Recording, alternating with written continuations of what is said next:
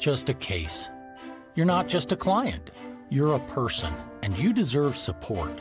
You deserve simplicity. You deserve communication. When you hire an attorney, you deserve clear, risk-free advice that guides you to the best possible outcome in your injury case. And that's exactly what the advocates have been providing for over 30 years. After your accident, you deserve closure. You deserve compassion. You deserve peace of mind. You deserve an advocate. This is The Monty Show, the truth in sports talk streaming. When you want unbiased opinions about your favorite team without the spin, all you have to do is find The Monty Show, streaming live and available 24 hours a day, 7 days a week on YouTube. And now, here's Monty. Hey, The Monty Show live on your YouTube machine. Thursday. Whoa, dude, no, not Tuesday. Bro. We're not going back. It actually feels like next Tuesday. Thursday, May 15th, 2025. Have we got a show for you today? As always, we are presented by The Advocates at theadvocates.com. Boy, howdy. Jake sent me a video of a car driving itself through parked cars into a lake near my house. Yeah, if that guy hits your car, call the Advocates. Your insurance company is not going to take care of you. Is that jaded? No, I don't think it's jaded. I think it's reality. You can no longer trust your insurance company to do right by you. You need somebody that battles insurance companies. You need somebody who understands it, who's been through it. Hand the claims process to the Advocates. You get back to the best version of yourself. Talk to an injury attorney 24/7, 365. And it won't cost you a dime. It costs you nothing to make a phone call to the Advocates at theadvocates.com. Do I lose my mind over the Bears to start the show 2 days in a row? Or do we talk about how I like On3 a lot? I do. But I saw something on On3 today that just made me chuckle. And I'm certain that I am falling in the honeypot. On On3. Mm-hmm. This is not a typo. On3 says that Sam Leavitt, the Arizona State quarterback, is not only the best quarterback in college football, but he's overall the fifth best player in all of college football. Cocaine is a hell of a drug. I am amazed by it. I think that this is one of the stupidest things I've ever seen. How outrageous is this to you? I mean, I think, it's hard to, listen, I understand that dude's got experience, like he's coming back, they've had a lot of, success last year, and I get all that. But to say that this kid is top 5 players in the country and the best quarterback. No, not top 5. He is the 5th best college football player in the country and the number 1 quarterback. Yeah. While you look at that beautiful picture of Sam Leavitt, they claim that Sam Leavitt, the quarterback at Arizona State, is better than Alabama wide receiver Ryan Williams. They claim that he is a better player than Lenora Sellers at South Carolina, which I think is tomfoolery. They have him ranked much higher than Anthony Hill, the linebacker at Texas. They have him 5th, and they have Arch Manning 10th. Bro, now, what are you talking about, okay, man? Arch Manning's not proven, right? Arch Manning has never been a starter. Okay, I can almost live with that. But he's better than Jeremiah Love, the running back at Notre Dame. You're out your goddamn mind. Couldn't agree more. He is. It's incredible to me. And I think if we're looking at the best quarterbacks in college football, Sam Leavitt doesn't make the top. He's not the best quarterback in the Big 12. Yeah, I mean, I think that's the problem with it is you look inside the conference and there are other quarterbacks that, I think, are going to have better seasons and are better. I think that's not even that controversial. I think the ranking plays on the ASU hype train. That's what I think. That's why I think you're seeing this. I think, a lot of people want to say that ASU is going to come out and, they're going to have a hell of a year and they're going to win the Big 12 and they're going to run it back, and hey, maybe they will. But again, one of the most unproven programs in the country. I love Kenny. Kenny's my dude. But the reality is it's one season. I mean, you got to show me that you can recruit over several years. You got to show me that the school and the administration is willing to continue, and obviously donors willing to continue to pump NIL money into that program so you can get talent. Like this is a multi-year process. So I just think that to sit here and say that Sam Leavitt somehow is going to be the same quarterback he was last year, it's ridiculous. After what? Let's say. I mean, what do we have Scat as? The third best running back in the draft, probably, like fourth best. Your entire offense went to the NFL in Cam Scattaboo. Yeah. Right? So when I look at the best quarterbacks, I don't think he's the best quarterback in the Big 12. I am telling you right now, I think if I had to rank best quarterbacks in the Big 12, who would you take over? I mean, Josh Hoover certainly has to be. Is Josh Hoover not somebody you would take over Sam Leavitt? I certainly would. But I think, the problem with that is that I don't think that Josh Hoover has the recognition that Sam does because Josh didn't go to the college football playoff. Well, I don't disagree with that. Rocco Bechter, Sam Leavitt. I actually think that's close. I think that's pretty close. Yeah. I think that's very close. I think if I look at the obvious one is Avery Johnson, but I think Sam Leavitt's better than Avery Johnson. Well, I think that depends on who you ask. I mean, they're sitting here saying that Sam Leavitt is again a top 5 player in college football. Sawyer Robertson at Baylor is better than Sam Leavitt. He is better than Sam Leavitt. Yes, he is. I think he is. Jake Retzloff. I would take Jake for sure. If you look at, although I will say, I think that the other thing that you have to consider with Sam is we didn't get to see a lot of, Sam simply just wasn't in a position where it was ride or die with him, and his performance was going to decide the game. Right? Sam was in a situation where he was just orchestrating an offense and most of the time handing that thing off or working on a play with Scott. So I think what's difficult here is, I don't think Sawyer Robertson is some explosive quarterback who, not that you're saying it, but I'm just saying I don't think that Sawyer, the reason I don't love Sawyer over Sam is because Baylor, didn't really do a whole lot. I know they improved, but I wasn't I watched the Baylor football last year. Obviously, the Utah game, was one we all watched, but I just wasn't all that impressed. I'm not saying he sucks. I'm just saying I don't think he's better than Sam. But even if you say Sawyer's better than Sam, the problem is when you start comparing this guy to the national rankings, I just think that saying that the dude is the best quarterback in the country is wild. And I look at the Big 12, and I think if you look at the rankings from last year, I think the guys from last year who are remaining and are in the league. Yeah. I think the best quarterback in the Big 12 is between Sawyer Robertson, Baron Morton, and Jake Retzloff, who I would take all of them over Sam Leavitt. I think if I had one quarterback in this conference and I could only have one, I mean, I would probably take Cam Rising, but he's not. And the hand. If I could only have one quarterback, I think it would probably be Baron Morton or Jake Retzloff. I think Sawyer Robertson could arguably be the best in the league. Here are the guys I would take over Sam Leavitt. So in no order: Sawyer Robertson, Josh Hoover. Jalen Daniels is a tough one. Yeah. He's not the thrower that Sam Leavitt is. Certainly I would take Jake Retzloff, Baron Morton. What do you say about a guy like Noah Fafita?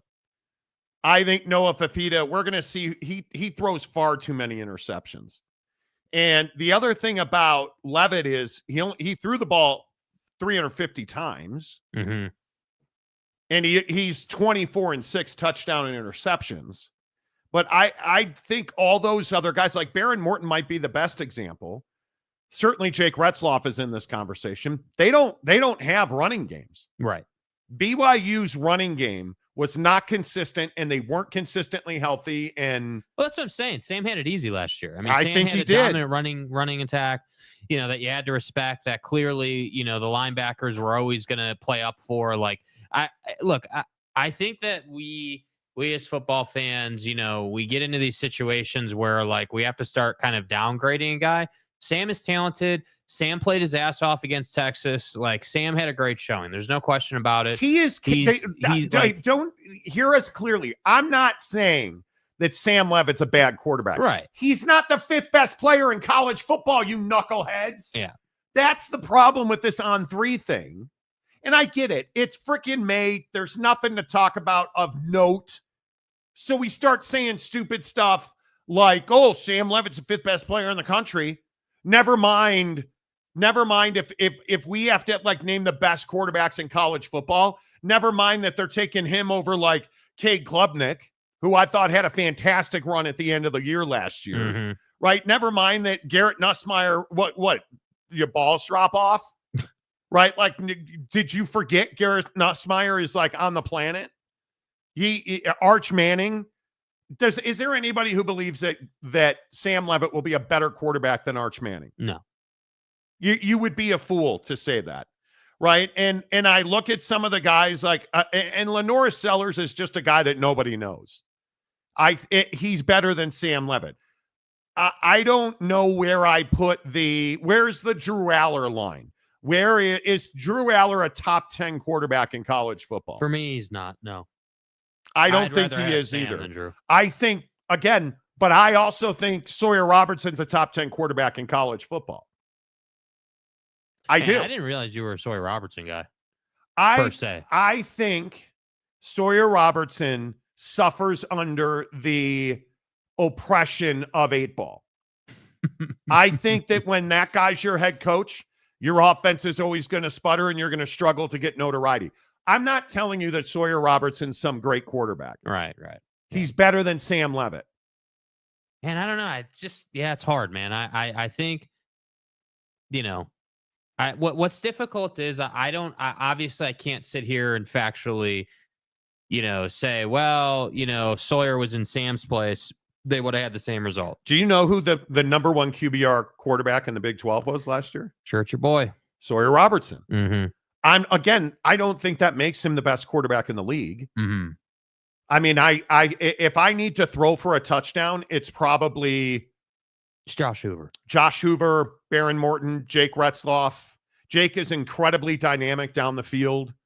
But if you look at Sawyer Robertson's numbers, it's hard to ignore 3,000 yards, 28 touchdowns, and 8 picks.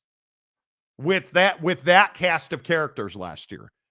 And with 8-ball as your head coach, it's tough to ignore that. What I can ignore is the stupidity of saying Sam Leavitt's the 5th best player in all of college football. You jackwagon. You fucking donkey. Right? Like, I'm not going to ignore that. Yeah. And the other thing that I think is really terrible, it's not even that Sam Leavitt's the 5th best player in college football.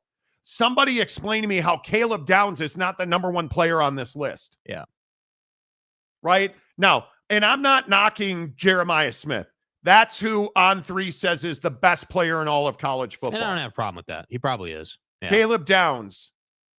I think Caleb Downs. I think, furthermore, Colin Simmons at Texas, they have him at 4.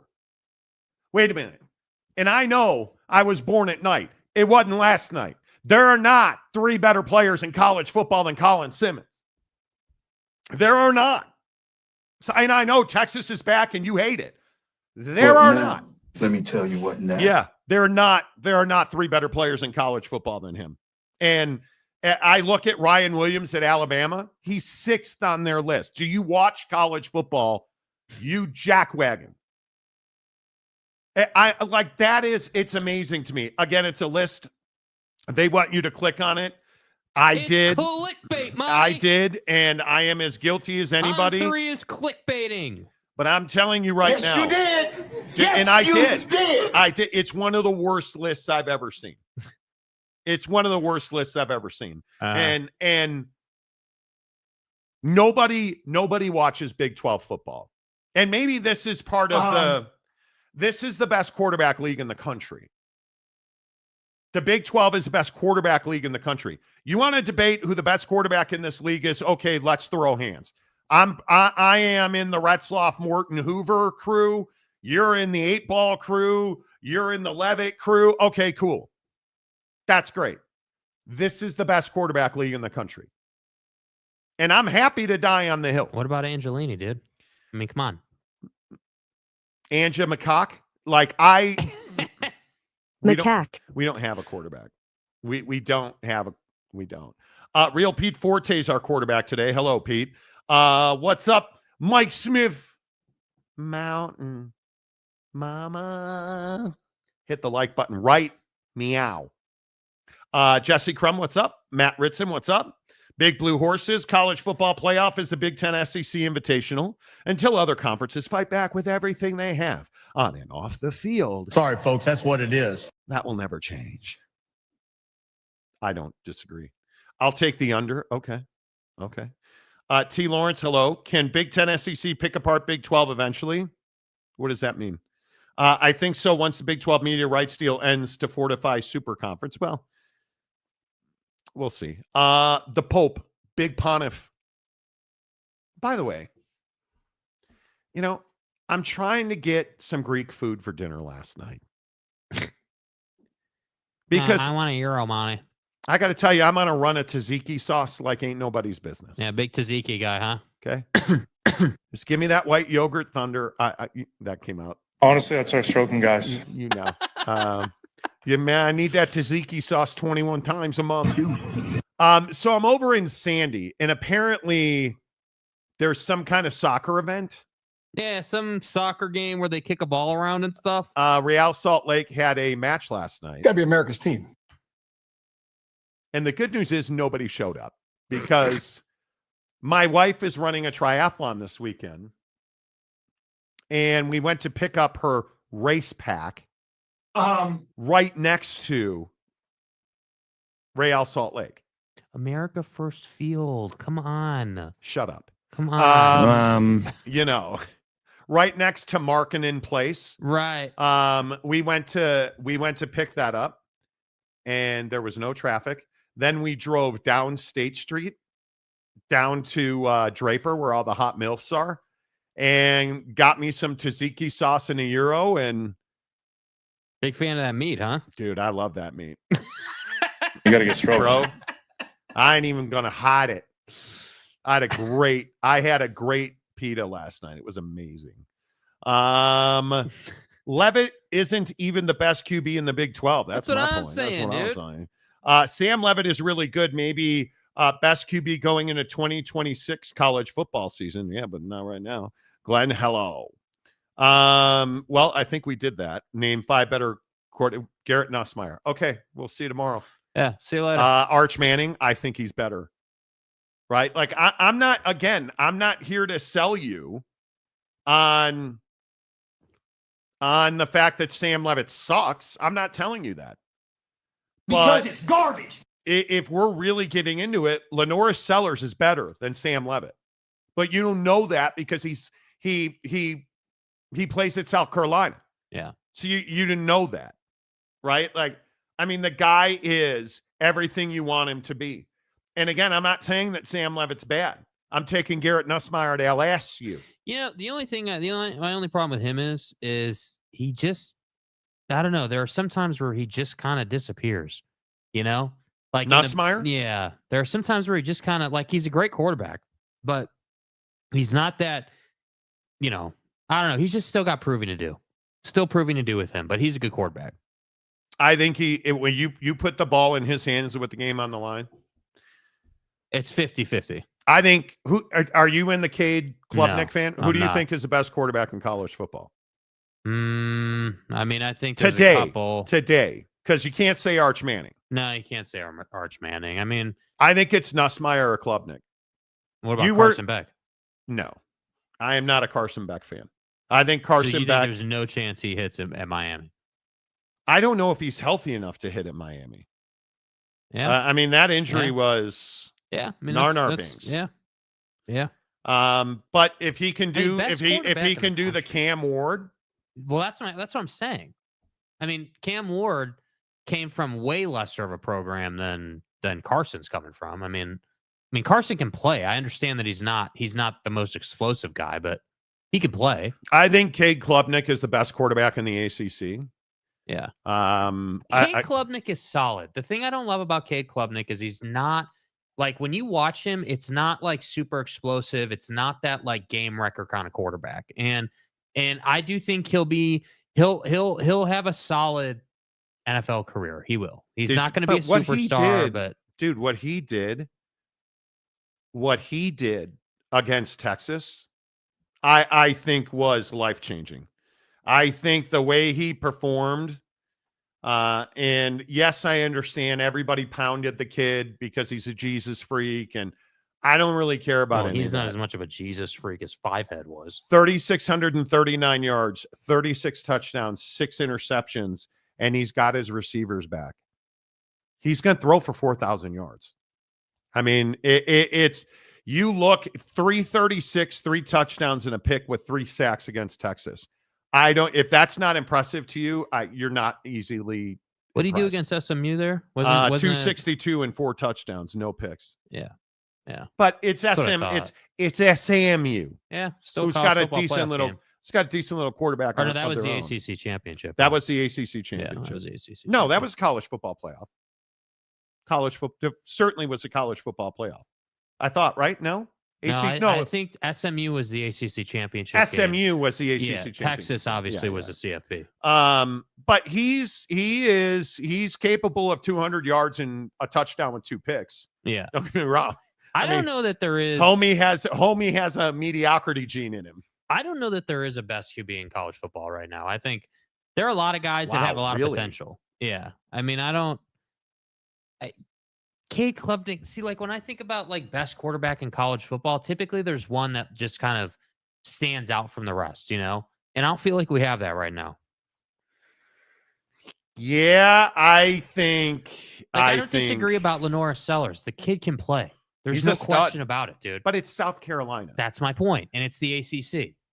So again, SEC, South Carolina. Or SEC. With Cade, it's the ACC. I see what you're saying. Yeah, I'm sitting here and I'm like, hey, dude, like, bro, you're playing the ACC, and nobody seems to give a damn about that when it was Cam Ward in Miami, right? Nobody seemed to care about that. But all I'm saying is if we're trying to come up with the best quarterback in the country, I mean, it's not like the Big Ten is rich with quarterbacks right now. I think Lenora Sellers, with Mike Shula as his offensive coordinator, the kid went 6-0. Was there any better quarterback in late October, November than Sellers? No. And he wasn't the starter. Remember that. 6-0, 17 touchdown. I think he's in the conversation. But it's all time contingent, right? Yeah. Like, who are we? I'm confused again. Is this live or a replay? You should stop drinking. Dude, okay, hold on. I want to address this for a second. This is not difficult, okay? There are 2 very distinct titles, bro. The title says The Monty Show Live, right? We do the show live 3 to 6. Yes. Now, when we replay the show, and I know you're going to find this to be rocket science, it says TMS Live Replay. What? Dude, I know. It's so controversial. God forbid, and I know you guys have never seen this before in the history of sports talk, that somebody would replay their show in a different time slot for those people who can't find the show live. Yeah. Like, I just don't feel like it's that difficult. A lot of people ask us about that. Like, it's not that hard, bro. It literally says replay.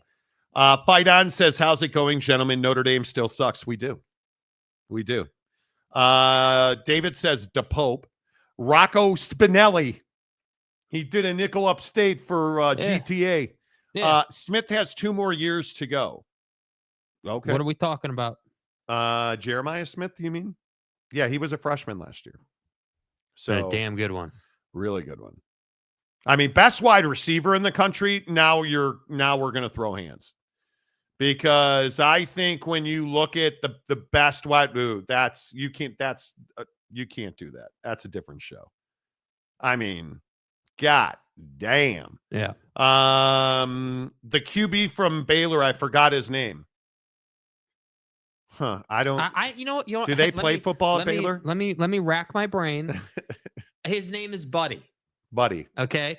Buddy. Yeah, Buddy from Baylor. Good for you, buddy. Buddy was buddy tonight. Sawyer Robertson. We talked about that. It's fine. Anytime you can't remember somebody's name, it's just Buddy. It could be a dude. It could be a gal, whatever. It's just Buddy. Okay. Yeah. What's that girl's name we slept with in high school? Oh, Buddy. No. Yeah, boy. No, not boy. No. Drew Aller will take a step up. You said Drew Aller will take a step up. That's funny. David says I was kidding. My bad. Arch and Moore both have lots of unknowns. I agree with that. Yeah. Because both haven't played enough. Everyone else is up and down. Could be true. That's what I'm saying. There's not like this year's quarterback class in college football just isn't as dynamic as last year's. And I'm sure on paper right now on May 15th. Well, that's what I'm saying. Like, obviously, when we get onto the field and start playing games, it's going to change. We're going to have a much more clear understanding, as we always do. But like, last year going into it, there were, we could have all kinds of discussions because we could talk about Shador and we could talk about Cam and, there was all kinds of, names that we could really work with in their situation. But like, Kate Klubnik is a great just example and name for this conversation because I'm still trying to figure out if Dabo Swinney is going to get on board with NIL or not. And what, but do they need NIL at Clemson? I mean, they have Jesus and his dad. So I don't know that they need NIL. In God's name, image, and likeness. All right, a couple more on this, then we got to get rolling. Malik Murphy's very good. Malik Murphy's very good. Casuals won't know where he is. You really? Okay. Oh, really? For sure, yeah. Buddy saw your Robertson the last time you were in Waco. Yeah, Sawyer's Robertson, Would Baylor take less shots if the Aranda's head was so bright and shiny? They would take less shots if he had hair, prick. Yeah. Dave Aranda's a phenomenal coordinator who should never have been a head coach. Anytime your head coach goes to Big 12 Media Day and goes, yeah, I'm a robot now. I'm no longer a human. I just watch film and coach kids. That's it. That's probably, with all due respect, not the guy I'm looking for. Sorry, dude. Sorry, bro. And I know you're real good at retiring quarterbacks now. I understand that your defense is good at that, but that doesn't mean that your quarterback is, going to thrive under that play calling. Buddy. Good for you, buddy. Okay, who's the best overall offense in the Big 12? I mean, don't you have to say Texas Tech? Yeah. Texas Tech. What? TCU's got to be right there. now, today, without having played a game, Texas Tech or TCU probably. Yeah. I do think seriously. But what do you have with Dampier and Beck at Utah? Well, there's that. That's one of the most prolific offenses in the country last year. Massive question mark. I think you got to look at Kansas because I think injuries were a big thing last year. Obviously, I would fully expect them to have a bounce back season. They were playing good football then the season. Obviously, we're playing season record there. And and I do think that I know we talk a lot of BYU on this show, but I do think that there is a lot of opportunity for BYU to have a good season on offense. And you just got this new AD who's young and energetic and getting after it, and just saying the praises of everybody, including Kalani on that coaching staff. So I think BYU has an opportunity. I do think they need to add a little bit of offensive talent, but overall, yeah, I mean, I think you have to go with Texas Tech, and then I think it's TCU. Yeah, we'll see. It's going to be a phenomenal. It's going to, you know what? Everybody's going to score points. It's going to be fantastic. You're not going to win a lot of games in this conference if you're scoring, I would say, less than 24 points. I think the biggest question is who's the best offense in the Big Ten. That's the biggest question, because This Underwood thing at Michigan's interesting. I think we're headed for Just him as a player, or how do you mean? Well, there's rumors of him transferring because I think there's a lot of people who believe Michigan's going to get slapped in the bag with this Sharon Moore thing now. Well, and there's a lot of talk about, I think it was Joel Klatt and like Fox, the guys at Fox. Joel Klatt is such a fraud. I completely agree. But my point is now all the Michigan guys and the Joel Klatts of the world and that whole cesspool is now talking about cesspool. That whole cesspool is just talking about like, well, Michigan, because now and not to get too distracted here, but I love the fact that we've graduated from Sharon's never taking a suspension to now Michigan deserves a ton of credit because they're going to suspend him for not the first 2 weeks of the season. Nope. If you ask Michigan, he's coaching that Oklahoma game. He deserves it. They're going to suspend him for the worst games on their schedule and make it an advantage for them. Like that's the new narrative. Yeah, I think I am much more in the camp that says Sharon could be looking at a half-season suspension as a repeat offender. I think that would be heavy-handed. Me personally. I think if you take him off the field for 4 games and do not allow him to in any way, shape, or form coach this team, and I think that'll be the question. I agree with that. You need to put a monitor in their football program, and we'll see. We can all sit here and guess and surmise. Sharon Moore is getting far more than 2 games. It's a very different thing to just suspend him for 4 games versus, hey, you can't be part of the program for a month. Like that's 2 different things. Well, and they're not going to be able to give a free pass under the guise of a suspension like they did for Scumbag last year. Yeah. Like you're not, or 2 years ago now. You're not going to get away with that. You're in a position, and I think in the portal world that we all live in, yep. If you suspend Sharon Moore for half a season, Bryce Underwood's going to transfer. And that opens the portal, right? If you're But what will happen is if they suspend Sharon Moore for 6 games, there will be penalties on top of that, and then they will open the portal. Because if there is significant penalties, scholarship reductions, postseason play bans,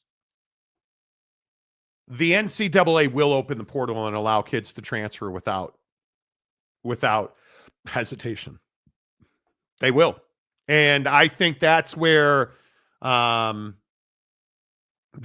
you wind up getting into these conversations. And I think this is what drives people crazy about the disciplinary process at the NCAA, is that here we are in May, and we're still several weeks away from the Committee on Infractions having a hearing. Mm-hmm. And so if you slap Sharon Moore, what do you say to Bryce Underwood? Because Bryce, where's he going to go? Tennessee? Like, where's he going to go at this point? You're putting the long-term future of these kids in jeopardy, their football futures in jeopardy, because who's going to want to stay at Michigan if the coach is gone for half the year, you can't go to the postseason for 2 years, and you lost a bunch of scholarships, so you're not going to be talented. That's the real problem. And are you going to force a guy like Bryce Underwood not to play this coming season so he doesn't lose a year of eligibility? That doesn't seem fair. Right. It just, the whole thing, in my opinion, sucks. I just think that you need to be very thoughtful about what you do, and you need to drop whatever the punishment is on Michigan as soon as possible, because people have to make decisions.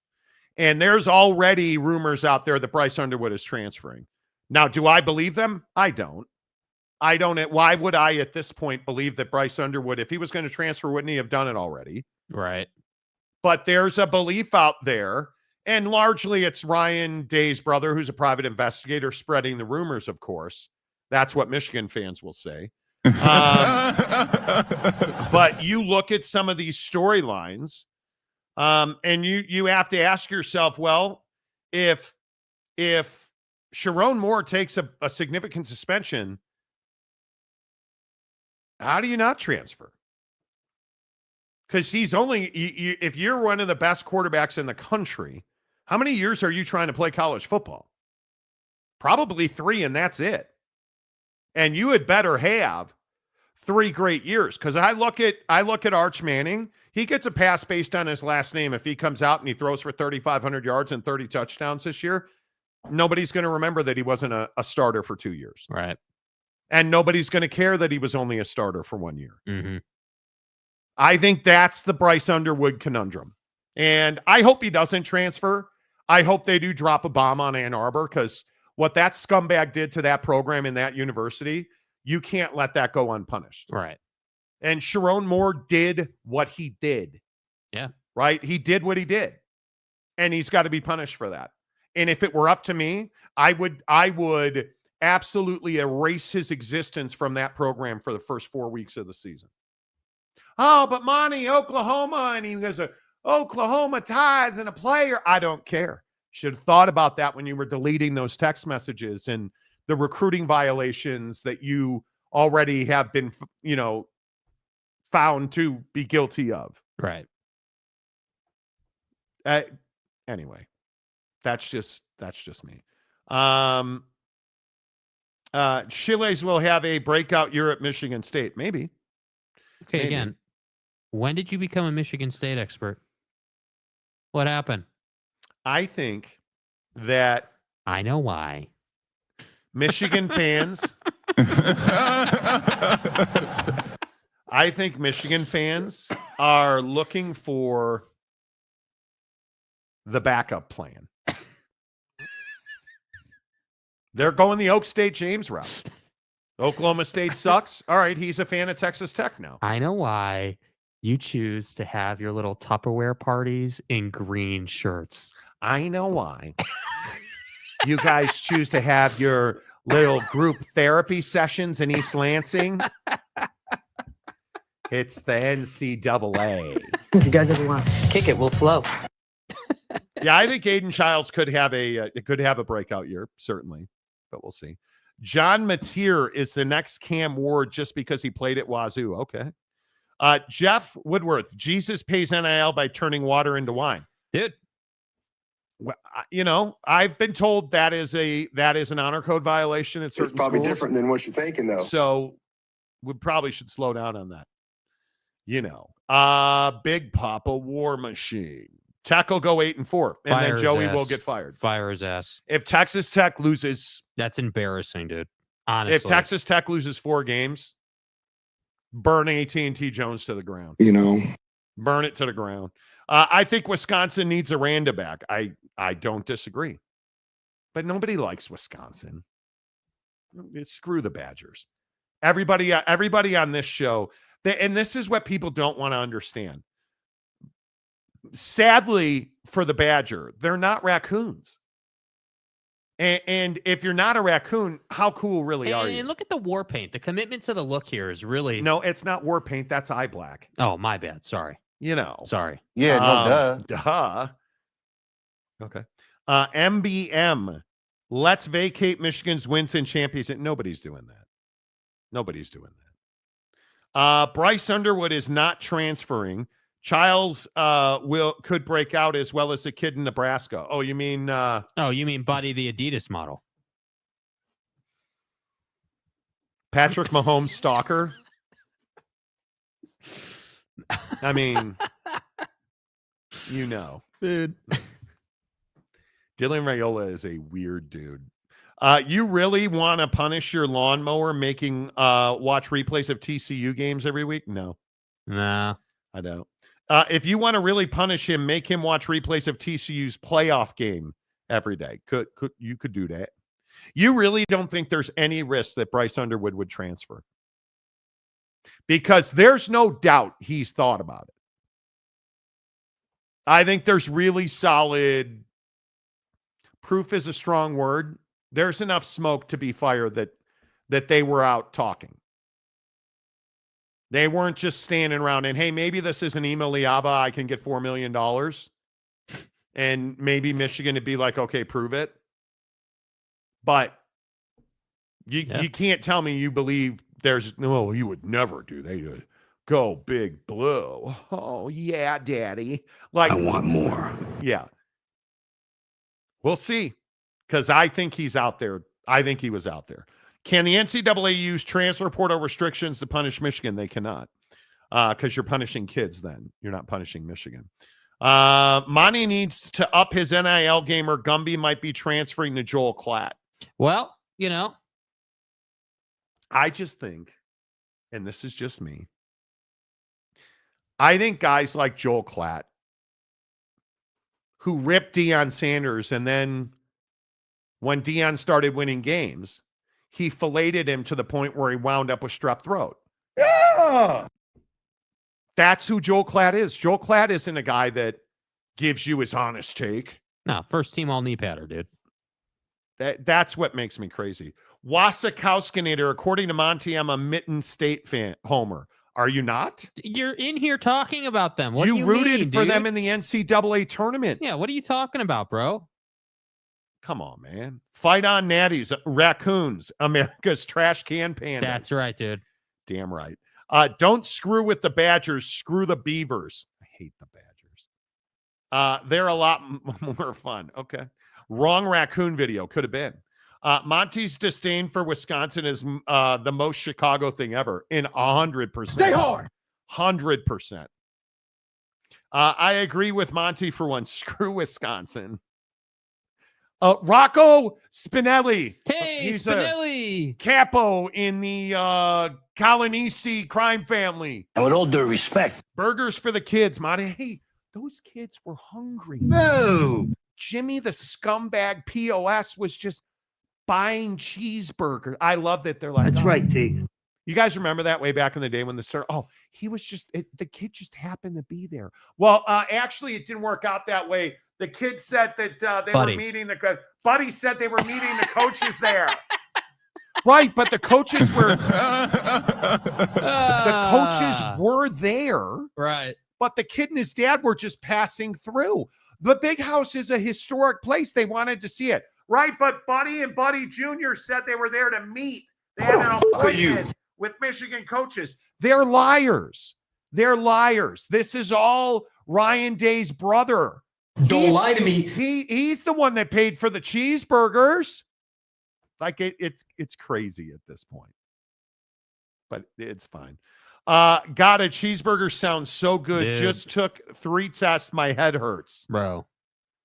Okay. We had Jersey Jeremiah, Mike's for lunch. If you're getting a burger, right? Whatever your favorite burger is, what milkshake are you going? Are you strawberry guy, chocolate guy? See, I've learned to compartmentalize my death meals. You know, like what's your go-to? If I'm getting a burger, I'm not getting a milkshake and I'm not getting fries. You're right. Cookies and cream is the best flavor. I agree with you 100%, dude. Yeah. Yeah. What?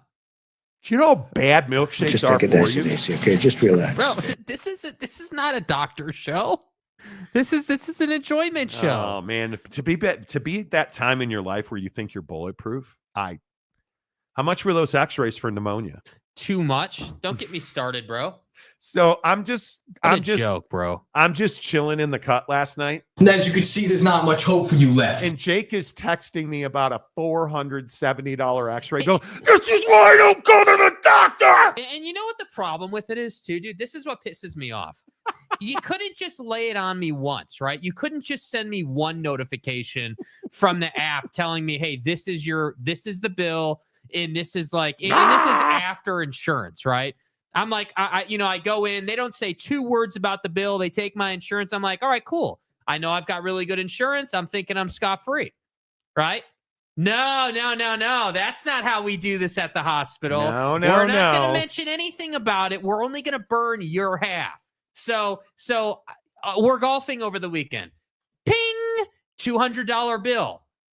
Yesterday, ping, your $200 bill is now $400. This is why I don't go to the doctor. Why the hell do I go to the doctor, dude? I got an X-ray So you person. don't die? I got an X-ray person to tell me I don't have pneumonia, and I was in there sitting in a chair for 90% of the visit. Chris says Monty doesn't cover your copays. No, What a joke, dude. he has a healthcare spending account. Yeah, but that's not the point, and that's fair. right? It's not like I have the spending account. I have enough in there to cover it. It's fine. It's not that I can't afford it. That's not the point. The point is that I don't need my hospital sending me notifications to my phone 3, 4, 5 times. Hospital or hospice? Which one do you want? Right? Yeah, I know. Have your milkshakes, dude. I get it. All I'm telling you is it's all about how I have my health insurance, the way I set it up. I have what's called a high deductible healthcare plan. Mm-hmm. I have an HSA, which is a healthcare spending account. So when I get the same bill, mine was less because I told the lady, please, can you just listen to my lungs? I don't want to get an x-ray. And she listened to my lungs and I had flagrant pneumonia. Like, it was unbelievable. And that still cost me $107 just to have a lady tell me, hey, by the way, you have pneumonia. Thanks, doc.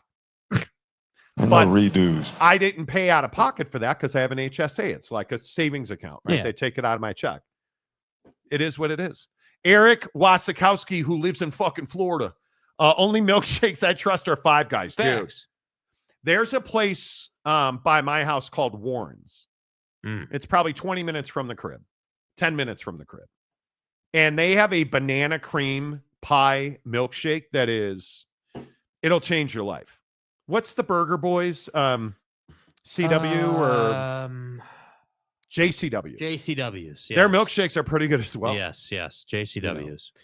Yes, Frosties from Wendy's, but not the strawberry one. The chocolate one. Damn, there's the first cough. It took me 48 minutes. It's definitely getting better. I would agree with that. Eric, better food, Michigan or Florida? It's got to be Florida. But you live in the panhandle of Florida.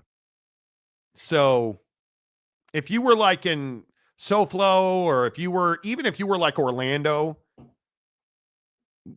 I got to think it's better food in Florida, though.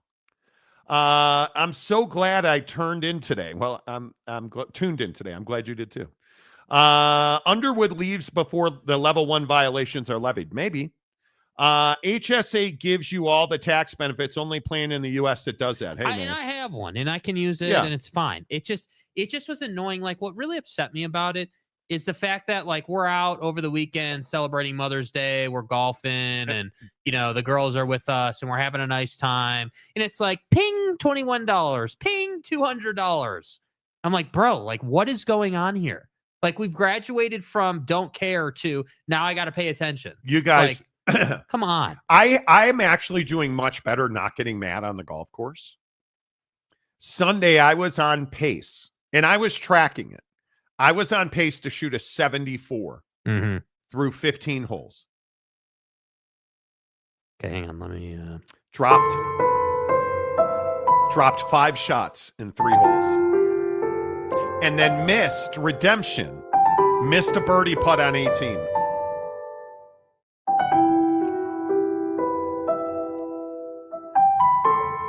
That was so frustrating. It was so frustrating. I went from a 74 to an 80 on the dot. How does that happen? You know how that happens? You get a bad wedge, you get so pissed, you don't think about what you're doing when you're putting. That's how that happens. St. Pete is pretty good on food, but I do miss Coney. Well, yeah, that's fair. Every now and then. Yeah, food in Chicago is just better. I agree. Jeremiah tuned in for what? See what he did there? See, tuned in for what? Which is fine. Jeremiah Champion says, I live in Pueblo. Best we got for something other than McDonald's or Wendy's is Bingo Burger. Hey, Bingo. Bingo was his name. Oh, Yeah. my Texas Tech fan James. Mike Gundy, I might be a man. It depends. Yeah, if they cut your salary. Right. But I'm a man for kids' cheeseburgers. Right. Because somebody's got to pay for the buns. Right. All right, let's get to the destruction of college football, presented by our friends at Rula.com. Rula.com/Monty. You guys, you don't have to wonder if you can afford mental health care. It's $15 on average. The average patient client at Rula.com pays $15. And the best part about it is they have qualified therapists ready to take care of you, to talk to you, to deliver you the kind of care you need. You're going to answer a short questionnaire, a couple of questions, Rula.com/Monty. You're going to tell them what you need. They're going to connect you with a provider that handles your specific issues. It's mental health care the way you need it. It's therapy the way you need it. And for just about everybody, it's $15. And they can connect you via video link with a therapist the next day. It's phenomenal. You guys don't suffer under the weight of wondering, am I depressed? Do I not? Or if you know you're depressed, or if you know you have anxiety, or if you're struggling with issues in relationships. That's one of the main things I hear about. Man, I feel like me and my wife, all we do now is fight. Well, there's a reason for that. There's a reason for that. Talk to somebody, right? If you're feeling the pressure and the weight of your income and your work and, hey, I can't get over the hump at work, I feel like it, talk to somebody. You would be surprised if you just take one session at Rula.com/Monty. That'll be the best $15 you've ever spent because it will change your life, man. It will absolutely lift the weight of the world off of you no matter what you're dealing with. Job anxiety, relationship anxiety, general depression. Are you unable to control your mind and your thoughts? Rula.com/Monty. Rula.com/Monty. Please support them. I always tell you this. We need you to support our partners because we need those partners to do this show. Rula.com has given us a chance this week to work with them. Please go check it out. Rula.com/Monty, the SEC and the Big Ten. Hijack college football. Where do you guys come down on how to structure the college football playoff? I think we all know what we've been talking about this on this show for almost a year. We're going to expand the college football playoff. That is happening. But I think one of the real questions on the table, are we going to eliminate conference championship games? And do conference champions get automatic buys in the first round of the college football playoff? If I'm the SEC and the Big Ten, my answer is absolutely not. I want it stacked 1 through 16 based on merit, period. And that merit had better include strength of schedule. And Jake, I think if they stack it like that, if that's in fact what they do, take out the conference championship, rank them 1 to 16. I think that is pure domination for the Big Ten and the SEC. Yeah, absolutely. And I think the hard part is like, I don't think there are many other ways that you would do it. You know, if you're not going to do it the way they're currently doing it and you go to this just raw seeding, you know, straight up seed the teams the way you see them, like I think what's difficult about that for the Big 12 is that I don't know that helps you. And I think that, you know, the Big 12 has talent. The Big 12 clearly showed that they can compete with the SEC on the football field. I don't think we can say they can beat them, but certainly they can make it competitive. And what's tough is that I don't feel like the Big 12 has a way to get back. I don't feel like the Big 12 has this sort of, you know, path to equalizing or leveling the playing field in terms of the college football playoff. And that's what's difficult. It's like, you know, at some point, I would think, you know, the schools we always talk about in the Big 12 who underachieve, who should really do better, you know, the Baylors of the world or whoever you want to point to, like those schools, you know, the Big 12 needs those schools to start performing more so they have more options when it comes to the college football playoff. I made a point yesterday that Greg Sankey doesn't really care who wins the national championship just as long as it's a school from the SEC. And I think that's the luxury that the SEC and the Big Ten have is that, you know, before the Big Ten went on this run where they've won 2 or 3 national championships here, the SEC had dominated the college football playoff. And before that, it was the ACC. But we don't really have a time when the Big 12 had dominated the college football playoff, you know, and that's what I struggle with. It's like,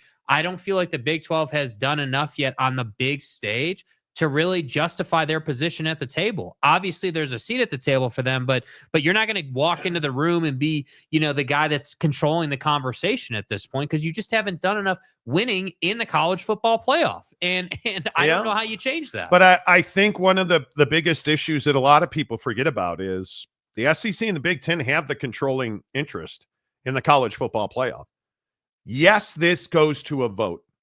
Yes, The Big 12 and the ACC and others could make this more difficult. There's no question about that.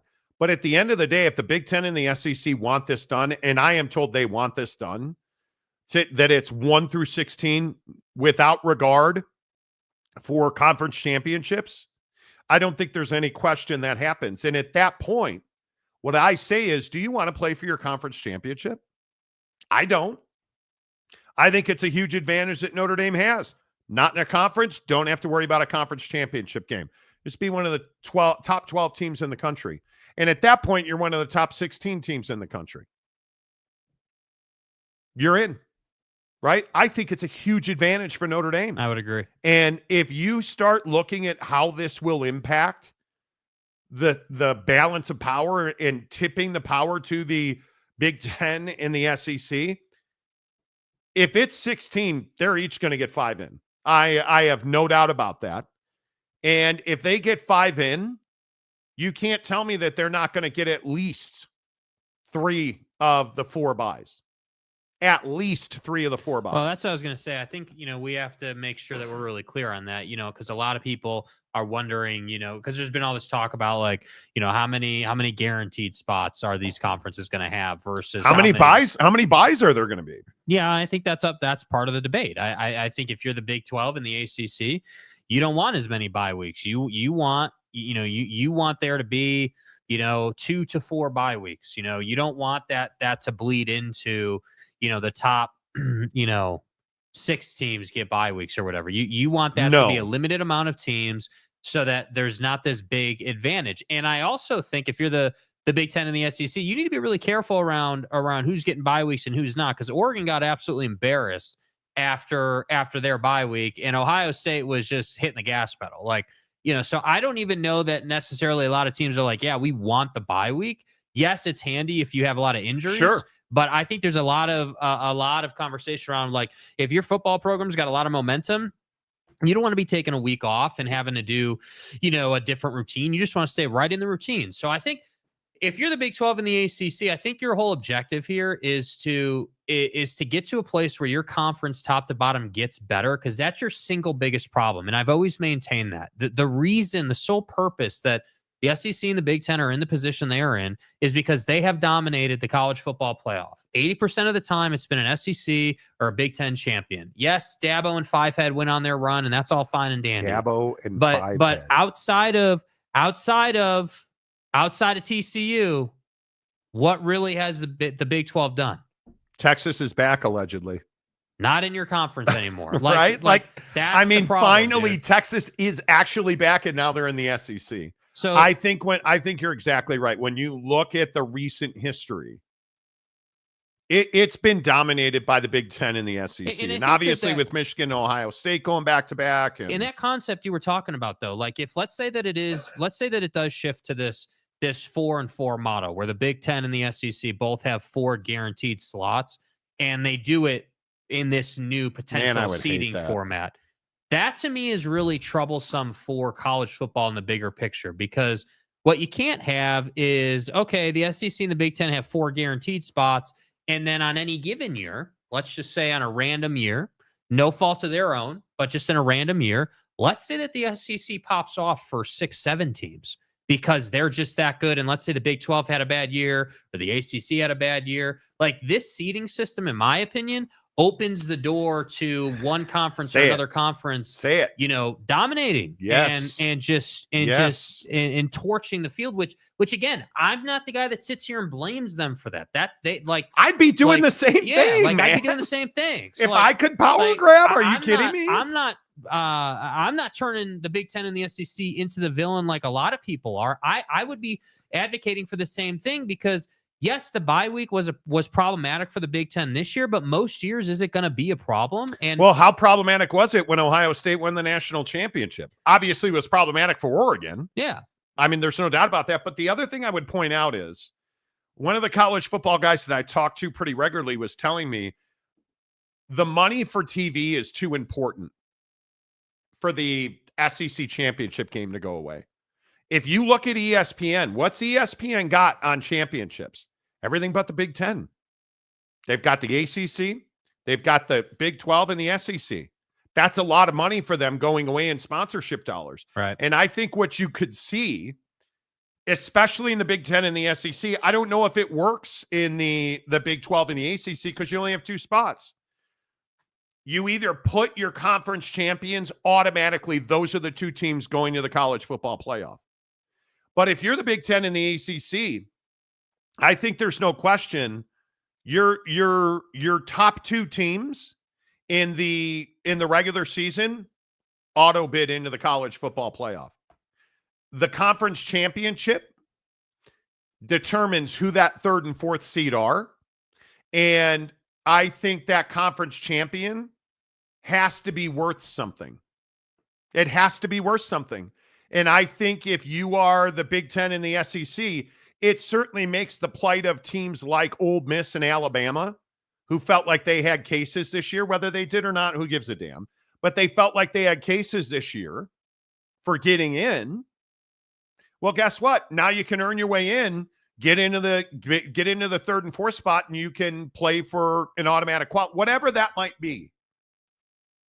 That conference championship game model is going to stay around because ESPN and ABC make too much money. Mm-hmm. That is very logical thinking. Not my own, because, well, you guys tell me every day how stupid I am, but not my own. But I think it's a really good point that we make too much money. TV makes too much money on conference championship games to see them go away. Yeah. So, hey, it's either got to be on conference championship weekend, you have like the JV game for the 3rd and 4th spot. Because you can't rightly say, and let's say it's Ohio State and Oregon, because I think they're going to be the 2 best teams in the conference again. You can't rightly tell Oregon and Ohio State, well, you got to fight for that conference championship. Right, but then Michigan State and Illinois are already going in. Why don't they have to risk injury to their best players? How do you weigh that? Yeah. How do you weigh that? Does the conference championship game become the conference play-in game? Well, that doesn't have as much heat for sponsors or television. I mean, hell, CBS and Fox are paying, and NBC are paying $100 million for the Big Ten. Yeah. You're telling me that they can, well, we can just do it without. No, I don't think you can do without. But what will happen? Well, we're going to go to a Super League. Then what, Monty? You know what then, Monty? What happens then is we play made-for-television big matchups to replace those games. Because now we don't have to worry about losing an early season game because the playoff structure's set. So we can have the USC Auburn game, Texas at the shoe against Ohio State, made for television at whatever stadium. Right. Do you know how much money Atlanta makes on the Kickoff Classic? Do you know how much money those cities make when they host big games like that? I think it absolutely matters. I think it stays. I think we've got to get to a Super League so that this conference championship thing, I think it would be a huge travesty of justice to say, we're not going to play conference championship games anymore. Honest to God, I think it would be one of the real tragedies. Yeah, I mean, I definitely think you have to have something to play for. You know, I think that there has to be, you know, and that's, there's a lot of, options there. I mean, I would agree you can't lose your conference championship game, but maybe it doesn't have anything to do with seeding per se. Maybe you can exclude those and make it a monetary thing, or I don't know. There are a million different ways you could go about it, but you can't have a conference without having a conference champion. Well, and another really good point a buddy of mine is texting me about. Buddy's texting me about. How many conference championship t-shirts do you think they sell for $50? A lot, dude. And hats and sweatshirts. Buddy gets paid a lot of money. Buddy gets paid a lot of money for winning a conference championship. I think that's a great point. Yeah. That is a great point. Another USC fan, by the way, fight off. I think it's very interesting. I don't think they can go away.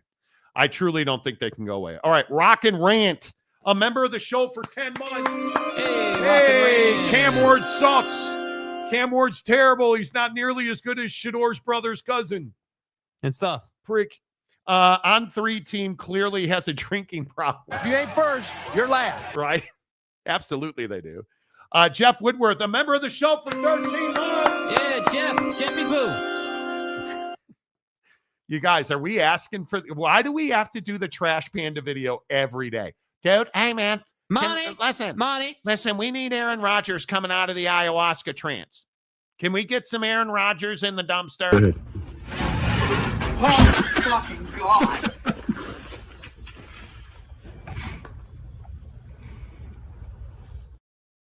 How about that? It's the girl in the background. Oh, my effing. Phenomenal. Trash Panda video. How about that? Kawhi laugh. Exactly. There you go. That's what you get when you've been a member of the show for 13 months. Appreciate you very much. Let's get some of your thoughts in here. Who are you guys hanging out with? I ride Bart to work every day and have not caught one virus. Winning. Dude, I have you tell the story. I mean, it's a, you know, it's a pretty legit story. So Jake hired a pro one night. And he doesn't get any more red, white, and blue than that. He was feeling a little desperate. I think you started it. Macaque. I think we went to spring training and there was a lady defecating from her mouth on the plane. My wife got very sick after spring training because this lady was coughing on our plane. So my wife, of course, coughs all night right into my ear. So I get it. And then Jake and I in Chicago were cuddling. Jake and I in Chicago hanging out together. He gets it. We did what we did. And neither one of us has gotten over it yet. So I think I guess I'll have to figure something out. When you're in an airplane 3-4 times in the span of a month, it's rough. You know what the thing is? I don't care what people think anymore. Next time I fly, I'm wearing a mask. When I go to coronavirus. When I go to Chicago in July, dude, I'm going. You're being a sheep, dude. Come on. Shut your mouth. I can't wear the mask. Don't take those. You don't take those. What the fuck are you, Ranger Rick? Buddy can't barely talk, and he's out here giving health advice. Vaccinations are terrible for people. And we were saying that. They have red dye 40 in them. It was the virus that killed it. Shut up. Although I'm a huge fan of not drinking red dye. I read a study, and thankfully now Kookbird, doctor guy, who's not a doctor at all, eliminating food coloring.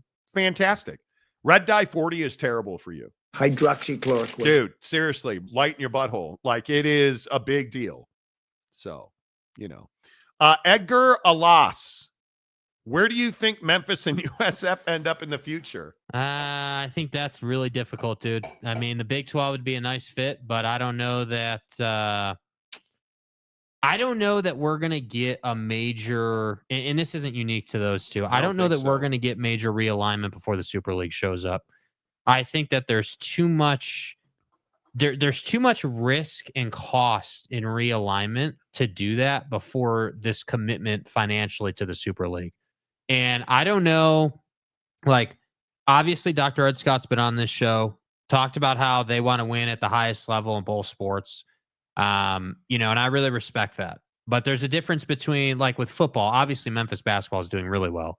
But in football, that's a totally different level you're talking about potentially looking at here. And so when you ask, hey, well, where is Memphis and USF or Tulane going to wind up? Like, I don't know that it really depends on their commitment to the Super League. If they're not interested in the Super League, but here's the thing. Who's to say? If you're Memphis and USF, and I'm not taking credit for this again, because I want you guys to know these are not all my thoughts. I was talking to a TV guy last week about the Pac-12 deal. Mm-hmm. I guess I was earlier this week, whenever it was. And we were talking about the AAC members. And this particular person said, if you're Memphis, and he brought up Texas State or whoever you want to point to, if you're Memphis and you sign a 5-year grant of rights in the Pac-12. Right. And the Pac-12 is a G5 because they are not going to ever be a power league as much as I think they would like to. I just don't know that even if it wasn't the Pac-12, even if it was another conference, I just don't know that there's a way back. or willingness to let that situation grow back to a power situation at But all. here's the thing. Yeah. You sign a 5-year grant of rights with the Pac-12. Are they going to let you out of it? Is it going to be cost prohibitive to get out of it? Yes. Almost certainly. Is that going to preclude you from a Super League spot if it happens in that 5-year window? So if you're Dr. Ed Scott, again, I agree we don't live in a what-if scenario. Mm-hmm. But what if? How long of a grant of rights are you willing to commit to in a new league that's on very shaky footing? I don't live in a what-if scenario. Good question, dude. It's a good question. Because what if I want to go to the Super League and the Pac-12, Washington State or Oregon State can't get in? I can't afford to buy into it. Then I'm just stuck? No, I don't think so. But you would be. That's yeah, the thing. you would be. You would be. But the other thing is, and I think this is critical, I don't think we're going to have these windows where, hey, we're going to start with 30 teams in the Super League, and 2 years from now, you want to opt in now? Great, let's do it. You don't want to opt in now? I think it's going to be very difficult for you to get in the future. Mm-hmm. Because, one, the money's big now. What do you think it's going to be in the future? Bigger. And I'm sure there will be expansion at some point. But I'm telling you, the more and more I talk to people, especially TV people, about the Super League, that number keeps getting smaller. That number has gone from 80 to 60 that I had a TV network executive tell me the other day. I could see 40 to 50 teams. Well, why would you want it bigger than that? Think about it. They don't. You wouldn't want it bigger than that because, again, and I know I keep bringing this up, but it's the verbiage that Kyle Whittingham used at Big 12 Media Days, right? It's an NFL minor league model. So the NFL's model obviously is 32 teams. So why would you want it any bigger than that? Well, I don't even know that it's that. And actually, I think that's a good point. Listen to Kyle Whittingham on Sikkim 365 talking about this. So much change already, and there's more on the horizon. I can tell you that. We're not done. I think it's ultimately going to get to 2 super conferences and their own playoff system and probably break away from the NCAA, have a commissioner and all. It's an NFL minor league model, I think, is where we're heading in that regard. Now, Kyle, he doesn't listen to the Monty Show. But that's what we've been telling you. I think for TV, I think there is too many teams at some point. And when you look at the way that sports works now, I'm starting to hear, I think this is an interesting discussion. Very quietly, ESPN has been telling its sports partners, yeah, we don't think you should be doing that deal with Netflix or Amazon. We're launching this ESPN thing. Their direct-to-consumer model. We're launching this ESPN thing. It's going to have more reach than those guys. Yeah, but we want to spread our wings. Well, you spread your wings. You might want to build a nest over there because there might not be room for you over here. So how many teams do you really want? Because for how long do you think ESPN, and I would remind you, Fox is launching the exact same thing. You don't know about it because ain't nobody watching Fox. Mm-mm. Fox is launching the exact same model that ESPN has, a direct-to-consumer. How long do you think Fox, and really the players are Fox, ESPN, and CBS. Those are the 3 main sports players. Because NBC spent a F-load of money on the NBA. And they have the NFL. They've got what they need. But ask yourself this question. How long do you think ESPN, Fox, and CBS want to keep sharing content with Turner? And this is the other issue, even inside their own families. Do you really think that NBC television wants any more product on Fox or ESPN than they have to give up in the NFL? Do you really think Because when the next NFL deal comes up, what do you want to bet somebody makes a play to be the home of the Super Bowl? What do you want to bet? And I think they will pay billions just to be the home of the Super Bowl. Mm-hmm. Somebody will try. Will they be successful? Probably not. But I'm telling you now, ESPN allegedly is dropping little seedlings saying, hey, yeah, if you're going to keep doing business with Netflix and Amazon, you're going to keep doing that, you might not be able to be over here. You might not. Not sure about that. You watch. Because what did ESPN walk away from recently? F1. Because what was F1 doing? Shopping some of their races, and we'll just have the American races on ESPN. Nah, I don't think so. I don't think so. Why is NASCAR struggling? Because you're over here and you're over here and you're over here. Got to have a home. Got to have a home.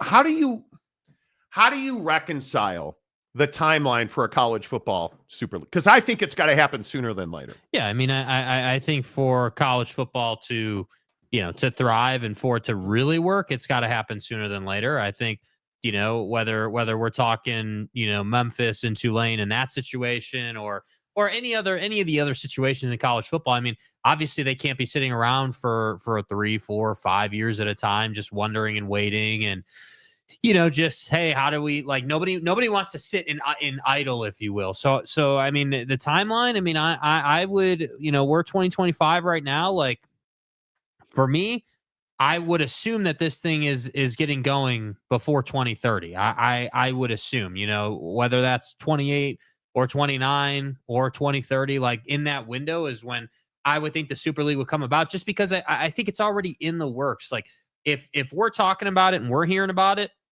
then it's been talked about, like they are working on it. And ultimately, I think if you're these power conferences, like you need to continue to figure out a way to build better business, because ultimately we are definitively heading in a direction where if nothing changes, the divide and the splinter between the Big 12 and the ACC and the Big 10 and the SEC is only widening. How real do you think that is, though? I think it's very real. I think there's resentment towards the SEC and the Big 10 if you're Jim Phillips and Brett I would Yormark. agree with that. Like I would agree with that. Like I think that the Big 12 this past season showed that it can compete with the SEC on the football field. That the gap, or like the thoughts of like, hey, the SEC is just miles ahead of the best of the Big 12, I think is not true. Are they better? Yes. But I don't think that this is some, a lot of people want to tell you that, oh my God, Georgia and Texas and the SEC teams are just, they're just light years ahead. And I disagree with that. They're not playing in a different stratosphere. Yeah, I disagree with that. I think that yes, Texas won that football game because everyone wants to look at Texas ASC. That was a penalty. It was a penalty. They were one play away. Okay, whatever you want to describe it as, dude. You lost the game. And that's really all that matters. But you deserve a lot of credit for the fact that game was way closer than people thought it was, should have been or would have been. And that's where I say that's where I'd be frustrated if I was the Big 12, because right now, and again, this goes right back to the whole Utah thing and all that. But like right now, the Big 12 is a conference that is sputtering in football. I don't think there's really any other way to say it. Like, you're a better football conference than the ACC, in my opinion. Right. But what's the reality of the situation? The ACC is getting into the college football playoff way more than you are. Right. I mean, like, even if they're not winning national championships, they're still getting in. They're still playing the games. Like, so to me, it's like, yeah, the Big 12 is a better, air quotes, better football conference. But the Big 12's got a win the big game problem. You're not doing a good enough job getting 2-3 teams into the playoff. Don't start with and me. Winning one of them. Don't gaslight me like that. I'm just telling you, dude. Don't do it. Well, they did it to themselves. It really pisses me off. Being a more than casual observer of the Big 12, it is really frustrating to be a fan in this league at some point. Yeah, I don't know how a lot of you do it, because there's just not an expectation that you are going to win week in and week out. In just about any team in this league. Not one team in this league expects to go undefeated.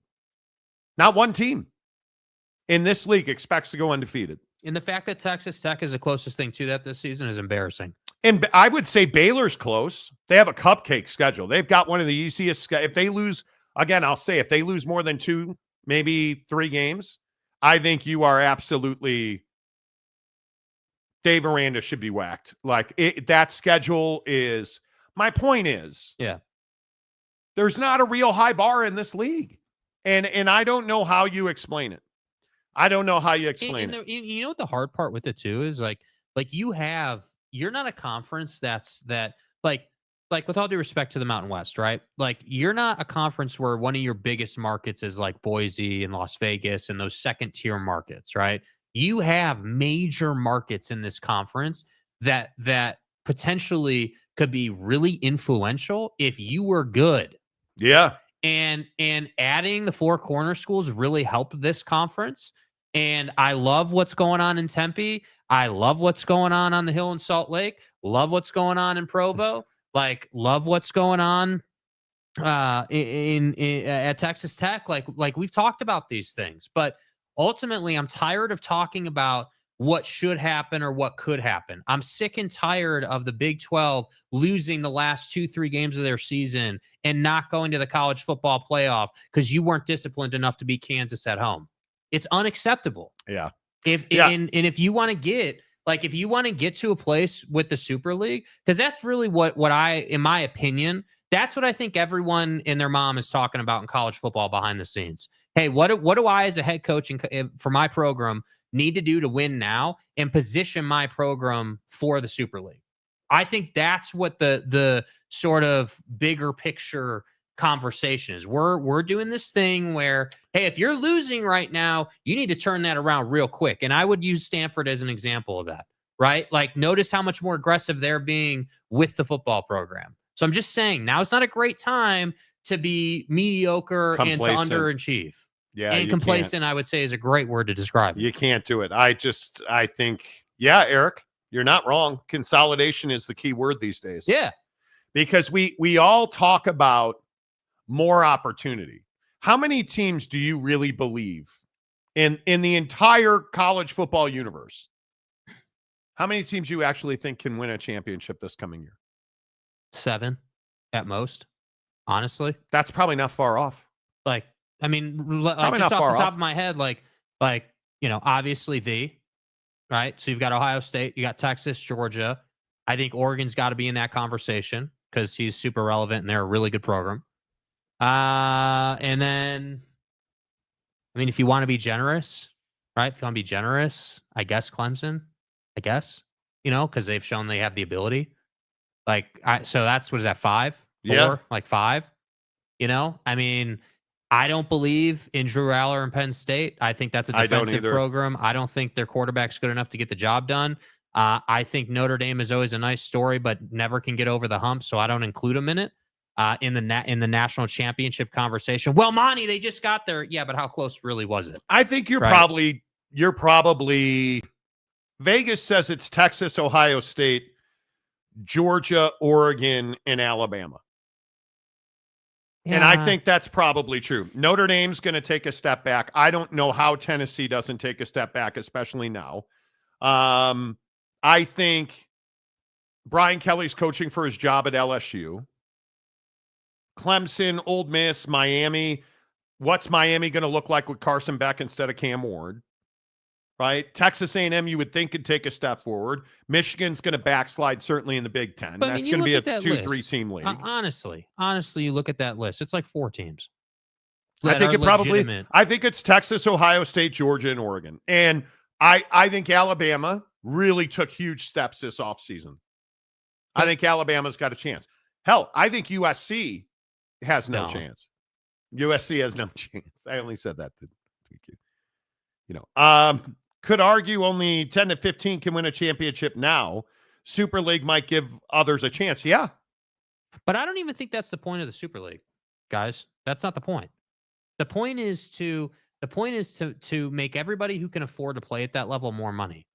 It's not more access to a championship. That's not the point. Yeah, why don't the Cubs spend money? Yeah, like that. Because they make a ton. Right. Like, the point is, sure, do you like, when I hear, hey, what teams have the ability to win a national championship? Okay, that's probably 15, 20 teams have the ability.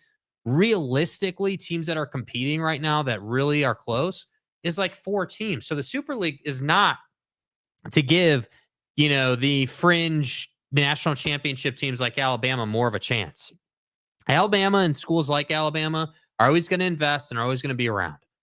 The point is to make Mizzo more money, to make Auburn more money, to make You mean Mizzou? Mizzou more money, like you know what I mean, like that team that's around the college football playoff, but probably doesn't have enough talent to ever win the national championship, but is good enough to put them on TV. Like that's the chunk of college football that keeps the sport alive. Yeah. Everyone knows Ohio State and Clemson and Oregon. Like we all know those typical characters. But you need App State to go to Michigan once in a while. Yeah. Right? Like that has to happen. So I think that's a good point. Woodworth, Pac-12, ESPN walked away from the Pac-12. Maybe. ESPN's back in business with the Pac-12. Yeah, the Pac-12 also didn't do themselves any favors with how they handled the ESPN negotiation. No, I would agree with that. 2032 at least. No, it'll be before that. It can't be 2032. If it's 2032, I don't know that it ever happens. Because I don't think the current business model works for another 7 years. I don't think that happens. I don't. How bad of a season does Notre Dame have to be left out of it? Oh my God. Well, it just would have to be bad enough where you're not even in consideration. Yeah, I think they would have to be horrendous. I don't even know. I don't even know what does that even look like? If we're being honest, what does that even look like? I mean, I think it looks like a 4-loss season. That's what I think it looks like. It'd have to be for them not to be top, and you have to think of expansion. For them not to be top 14 or 16, whatever it goes, 12, 14, 16, they'd have to be. I mean, what was Jesus? What was if we pull up the last AP top 25, what was, and we apply the 16 team model to it. What was a mid-teen Illinois squad? was 10-3. Okay, so 3 losses, and what were they ranked in that 16th. Okay, so they would have been theoretically the 16th team in as a 3-loss team. So like I said, 4 losses is probably the line. If you look at the college football playoff, Clemson was 16th at 10-3. BYU was 10-2. 17, right? So if we're truth telling, and if it is truly just stacked 1 through 16, they would probably have to be a 4 or 5 loss team. Notre Dame will get everybody's benefit of the doubt. I think that BYU record's really interesting as far as the Super League is concerned as well, because that's exactly my point. A 10-2 BYU team is exactly what the Super League's about. Hey, your 10-2 record isn't as good as Georgia's 10-2. But guys, we want caffeinated beverages at the college football playoff. And those freaky no-play Sunday Mormons, we can't have them in. But they're 10-2, sir. It doesn't matter. Buddy's not getting in. Nope. Right? That's what that is. That's what that is. Because I think I could make the case that BYU probably should have been over Clemson. Ole Miss, but Ole Miss has lost it. Like we could make BYU had a very good case, with the exception of Arizona State, because how is SMU ranked 10th at 11-2? Well, that's what you've got to avoid. Yeah, in my opinion. Stadium Guy James, yes, the Big 12 has big markets. TCU has a DFW area. Why does that matter? Salt Lake City is not a big market. Orlando's not a big market. Kansas City isn't. You don't get Kansas City because you're in Lawrence. They don't have big markets. Dallas is the market. The Metroplex isn't the market. Yeah. Dallas is the market. But those markets are still better than a G5, certainly. Oh, no doubt about it. But I don't think that's your case. I don't think that TCU's a small market team. My case is with the market thing. The reason I brought that up is my point was if TCU wins, or whoever you want to point to on this list, one of these teams can win, the market's big enough where you could draw eyeballs. Like if TCU was an undefeated team, let's say, we saw that. Like, yeah, you know what I mean? Like TCU would be a big draw on an ESPN game versus whoever. But year in and year out, does TCU operate No. like they're No. They don't. So again, you're not, and this is the BYU thing and the Utah thing. You're not doing it every year, so you don't get the benefit of the doubt that Bama gets. Utah and BYU get zero coverage because they're in a small market. You look at UCF. UCF doesn't deliver Orlando. No. Nobody associates UCF with Orlando. And I would make a really strong case nationally for the West Coaster, maybe the person that's not familiar with UCF athletics, that UCF would be regarded as a basketball school by some. And I think that that's the challenge in the Big 12. People don't know. Look at Houston. Look at San Diego State. San Diego State. Oh, it's San Diego, Monty. We need that DMA. Because nobody in San Diego watches San Diego State games. So if you're in a market, and this is what I say, that we've had this argument about Lubbock. Is Lubbock a small town? Yes. Do people in Lubbock turn on the TV? Do people in DFW? Do people in Houston? Do people everywhere around Texas turn on TV to watch Tech? Yes. Yes, they do. How many people tuned in to watch Oak State last year? Not many. And when Stillwater is about that big to begin with, and then they're winless, that's the real issue in the Big 12. It's not market size. It's brand. Everybody... One of the things I think you have to remember is Columbus isn't Cleveland. Ann Arbor isn't Detroit. Mm-hmm. But why does Detroit tune into games that are happening in Ann Arbor? Why does Cleveland tune into... You need Los Angeles to tune into San Diego State. But that doesn't happen. You need Oklahoma City and Dallas and everybody to tune into Oak State games. Well, why would you? It's brands that this conference lacks. That's what I'm trying to tell you. It's brands. And I go to, and we can argue about it. It's fine. I ultimately think the biggest problem in the Big 12 is not TV markets. It's not even TV viewership. It's brands. What was the only brand in this conference that people really tuned in to watch last year? Go ahead and it's okay. I know it hurts your rectum, but go ahead and say it. Yeah. Colorado was the brand that everybody. No. Oh, yes. That's the brand that everybody tuned into. Who was it that was getting? Who is it that's getting a new show that you were saying we were supposed to tune into? Did you guys see that Coach Prime got a show on Netflix? Do you believe? I think it is, Just saying, dude. Just saying. It's very interesting to see how all of that plays out. And I think the biggest issue, again, and if we're going to talk about Texas, the state of Texas, anybody see what Georgia and Texas did last year for TV viewership? Anybody watch that game? Yeah, you and 16 million others. Right? Gunnar Stockton's debut.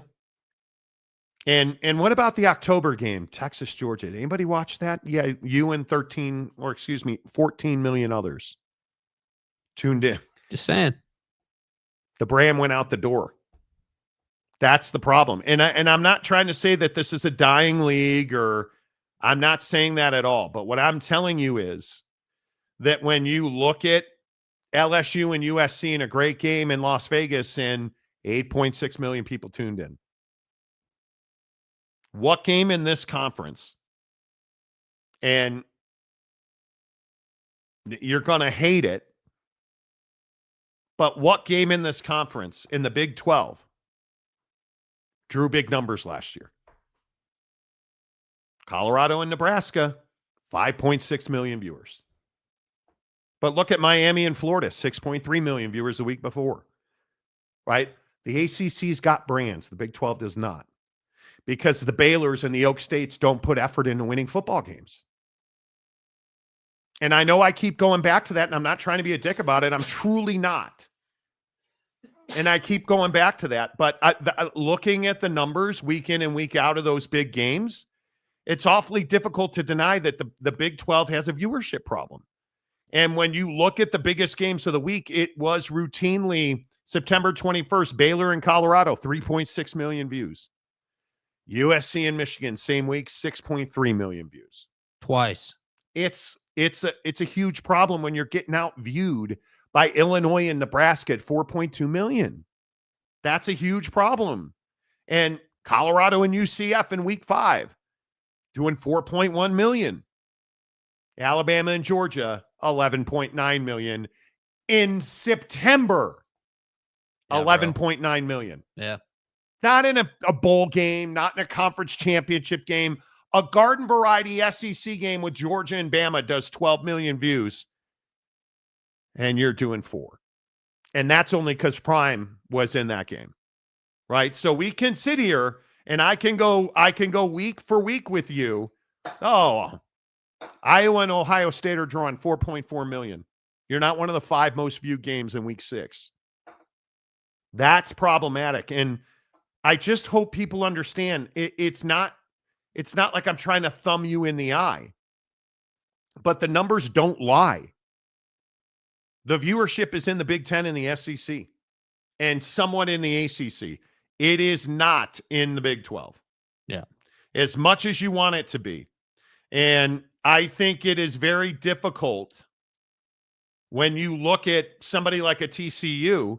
It's very difficult to pin down what their viewership numbers are, right? Because you are like, if I go to Sports Media Watch, it's really difficult to get real-time numbers that truthfully tell you where do we go, right? Like you look at the 58-point wipeout when Georgia pounded TCU.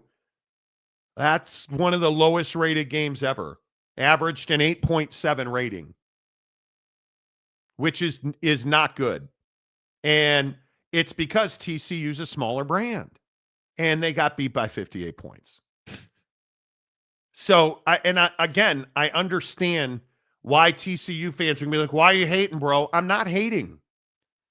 Facts are facts, right? Like there's just all kinds of data on the internet. Go Google search it. So I get it. Yeah. I get it. 80% of viewership numbers are made up. No, they're not. It is a scientific procedure.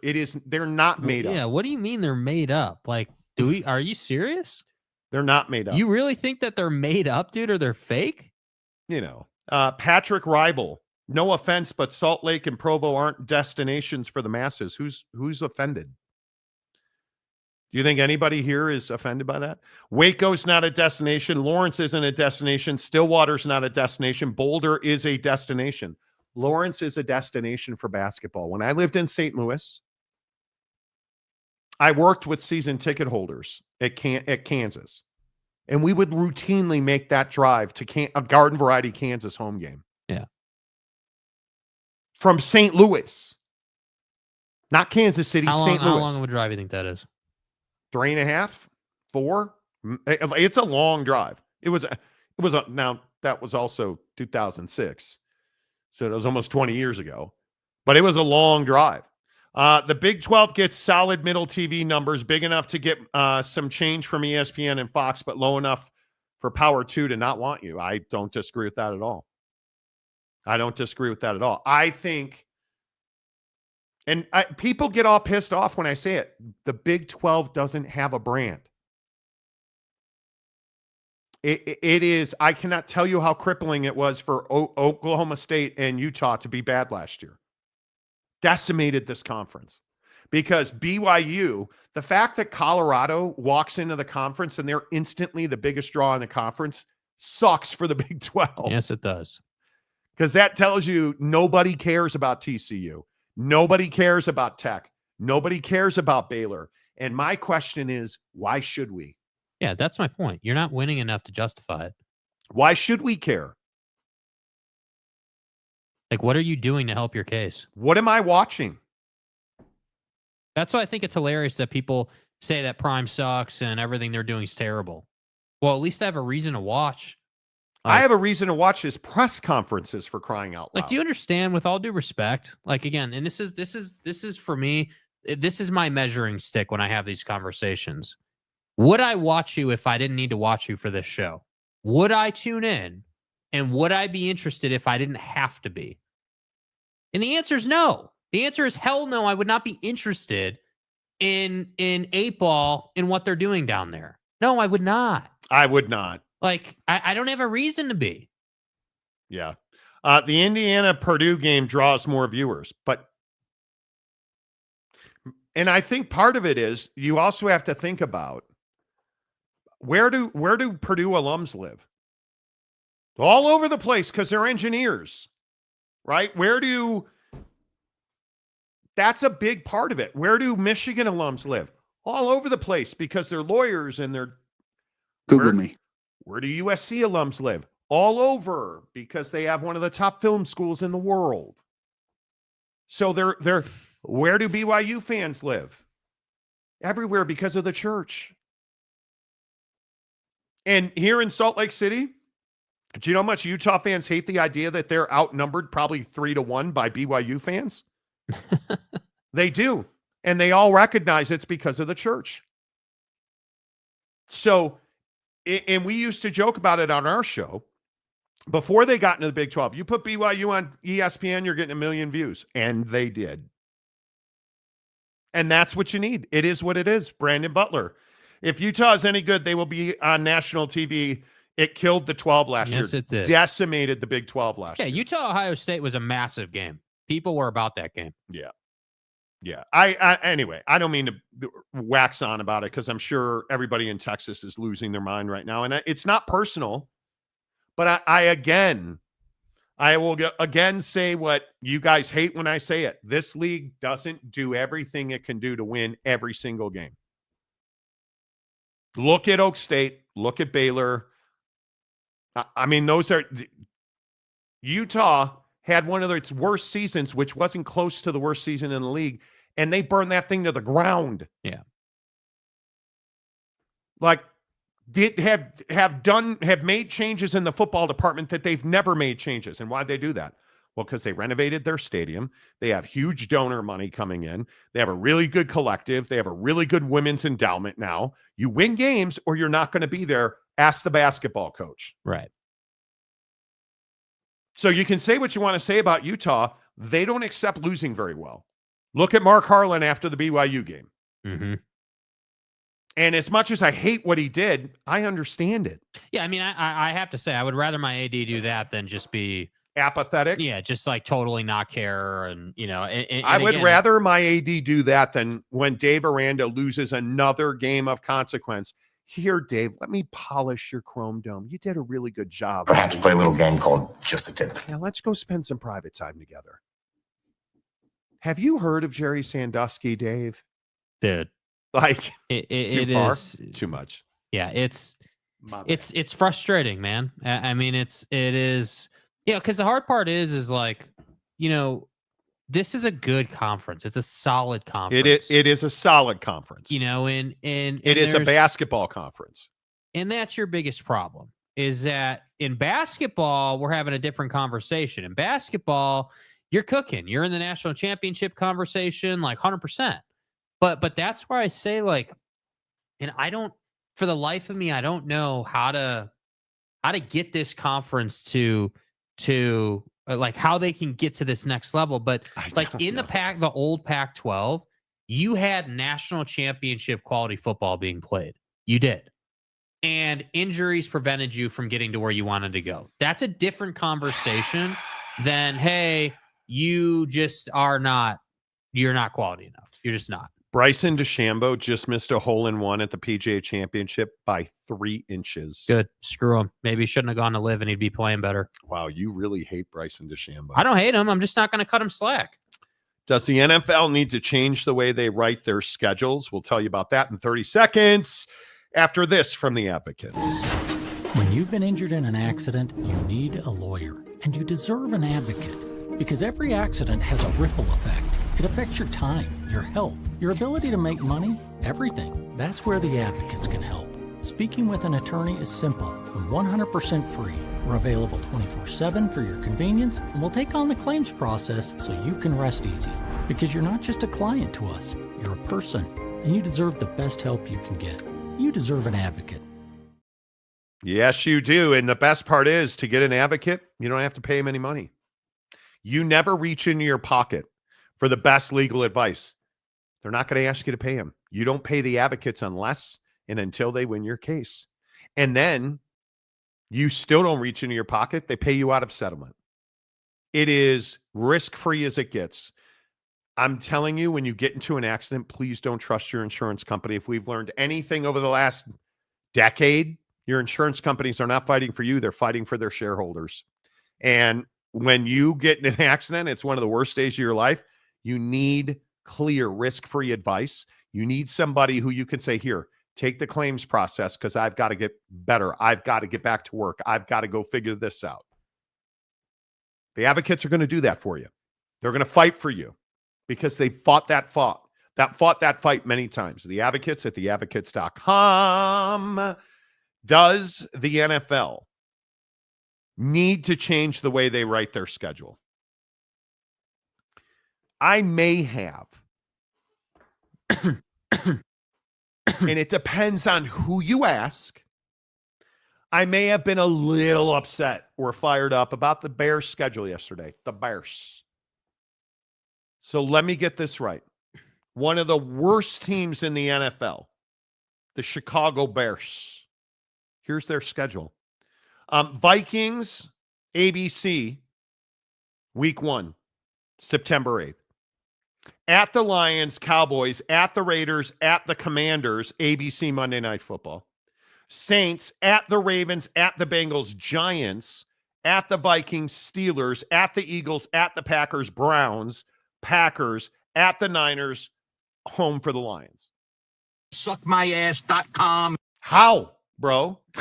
Only outdone by arguably the worst team in the NFL last year, the New York Football Giants. You want to hear a screw job? At the Commanders, at the Cowboys, Chiefs, Chargers, at the Saints, Eagles, at the Broncos, at the Eagles, Niners, at the Bears, Packers, at the Lions, at the Patriots, Commanders, Vikings, at the they've got to go from New York to Las Vegas, home for the Cowboys. Macaque. How? And then how about the Cowboys? One of the worst teams in the NFL last year, 7-10. At the Eagles, Giants, at the Bears, Packers, at the Jets, at the Panthers, Commanders, at the Broncos, Cardinals, at the Raiders, Eagles, Chiefs, at the Lions, Vikings, Chargers, at the Commanders, at the Giants. I'm screwed. My God. But Monty, what about the scumbag Kansas City Chiefs?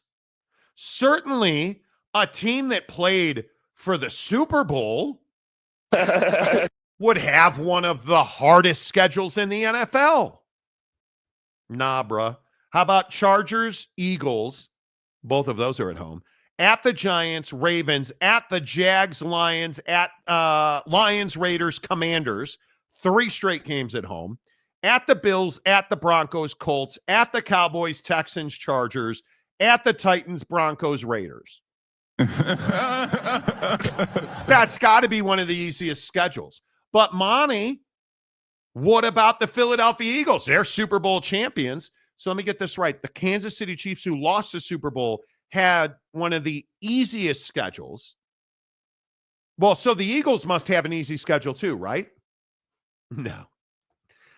Cowboys at the Chiefs, Rams at the Bucks, Broncos at the Giants, at the Vikings, Giants, at the Packers, Lions, at the Cowboys, Bears, at the Chargers. Let me get this right. December, you're sending the Super Bowl champions to Los Angeles. Raiders at the Commanders, at the Bills, Commanders. At the Commanders, at the Bills, home for the Commanders. How? Like, do you see the disparity? And I don't know what the scumbag Kansas City Chiefs have on the NFL schedule makers? How did they get one of the easiest schedules that anybody has ever seen for a Super Bowl team? Because they're relevant. It's as simple as that. One of the easiest schedules that we've ever seen for a conference champion. And yet the Bears and the Giants get absolutely hosed. The NFL's got to change the way it schedules games. Well, what should they do? They should make it so the team with the worst record gets the easiest schedule and the top draft pick. The team with the best record gets the most difficult. So whoever won the Super Bowl gets the most difficult schedule and the least draft pick, so on and so forth. It's not good for business.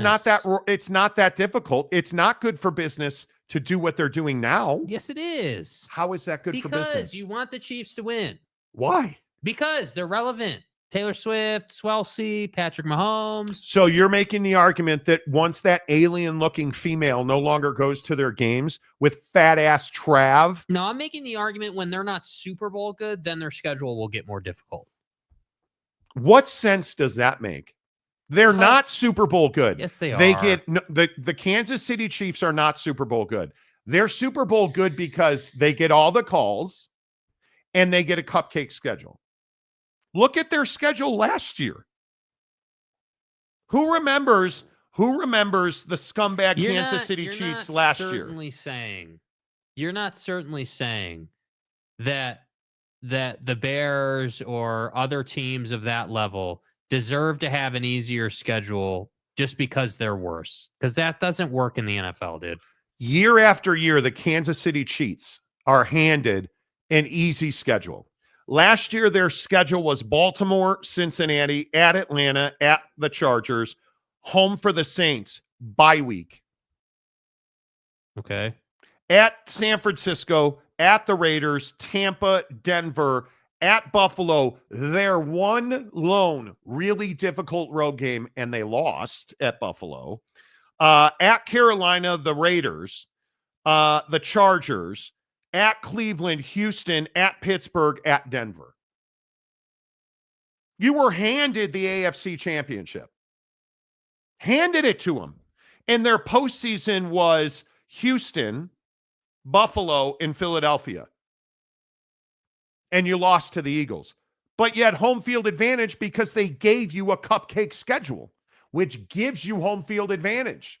So now you're going to have another cupcake schedule. What are those scumbags from Kansas City? What is their most difficult road game this year?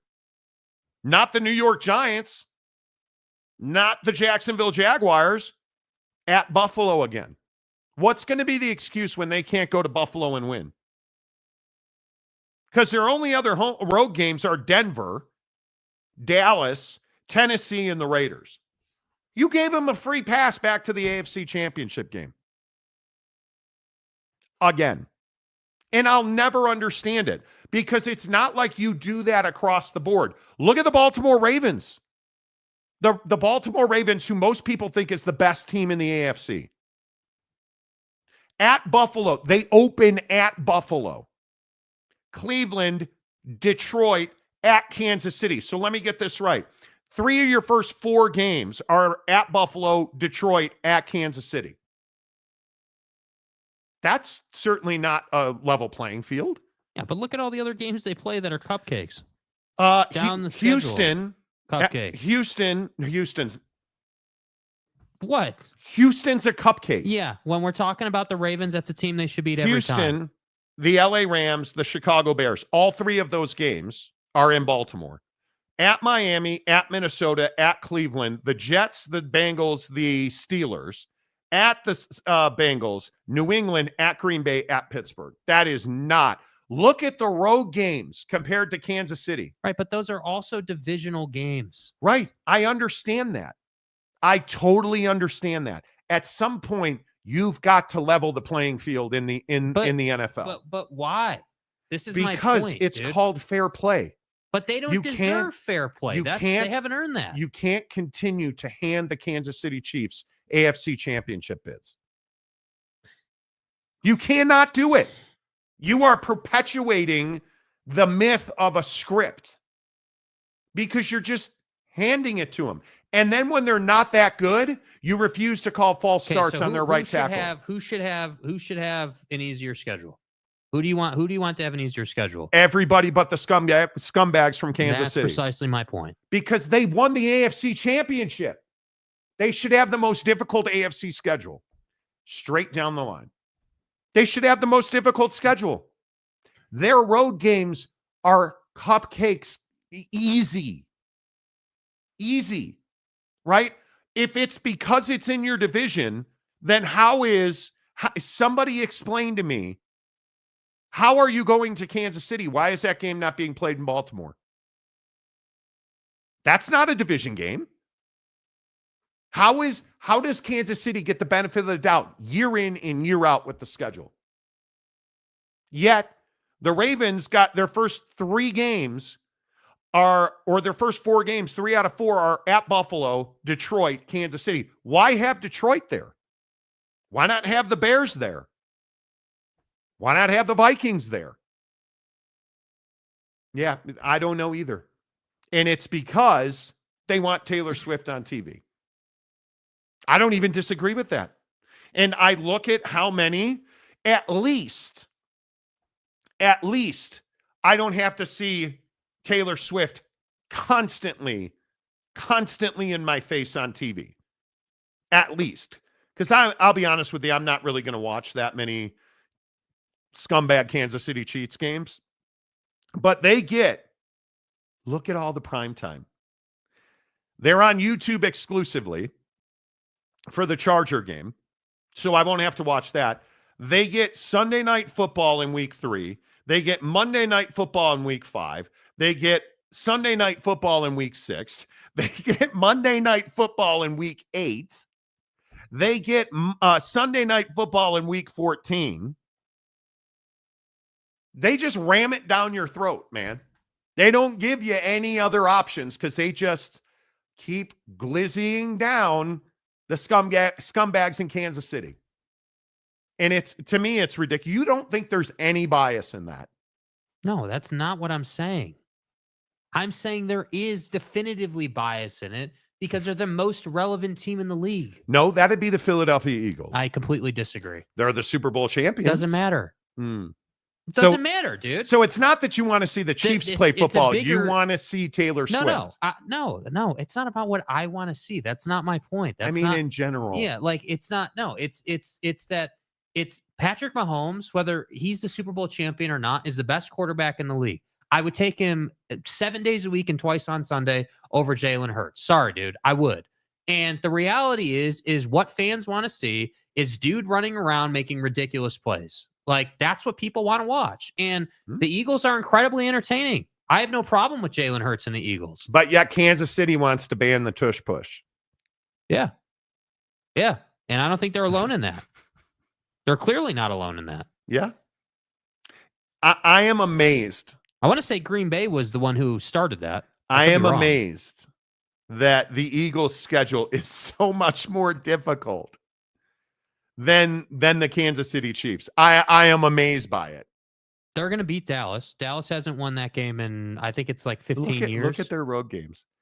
Philadelphia, at Kansas City, at Tampa, at New York Giants, at Minnesota, at Green Bay, at Dallas, at the Chargers. Okay, wait. So right there, at the Commanders, at the Bills.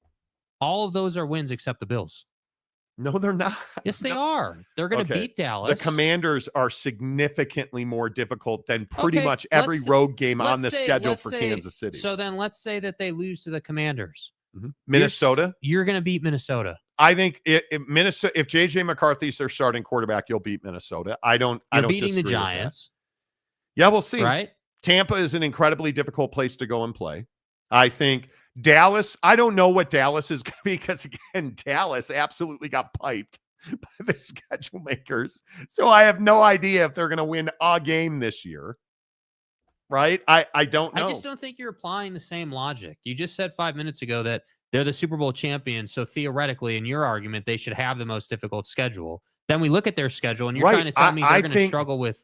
No, what I'm telling you is I think the Eagles' schedule is so much more difficult than Kansas.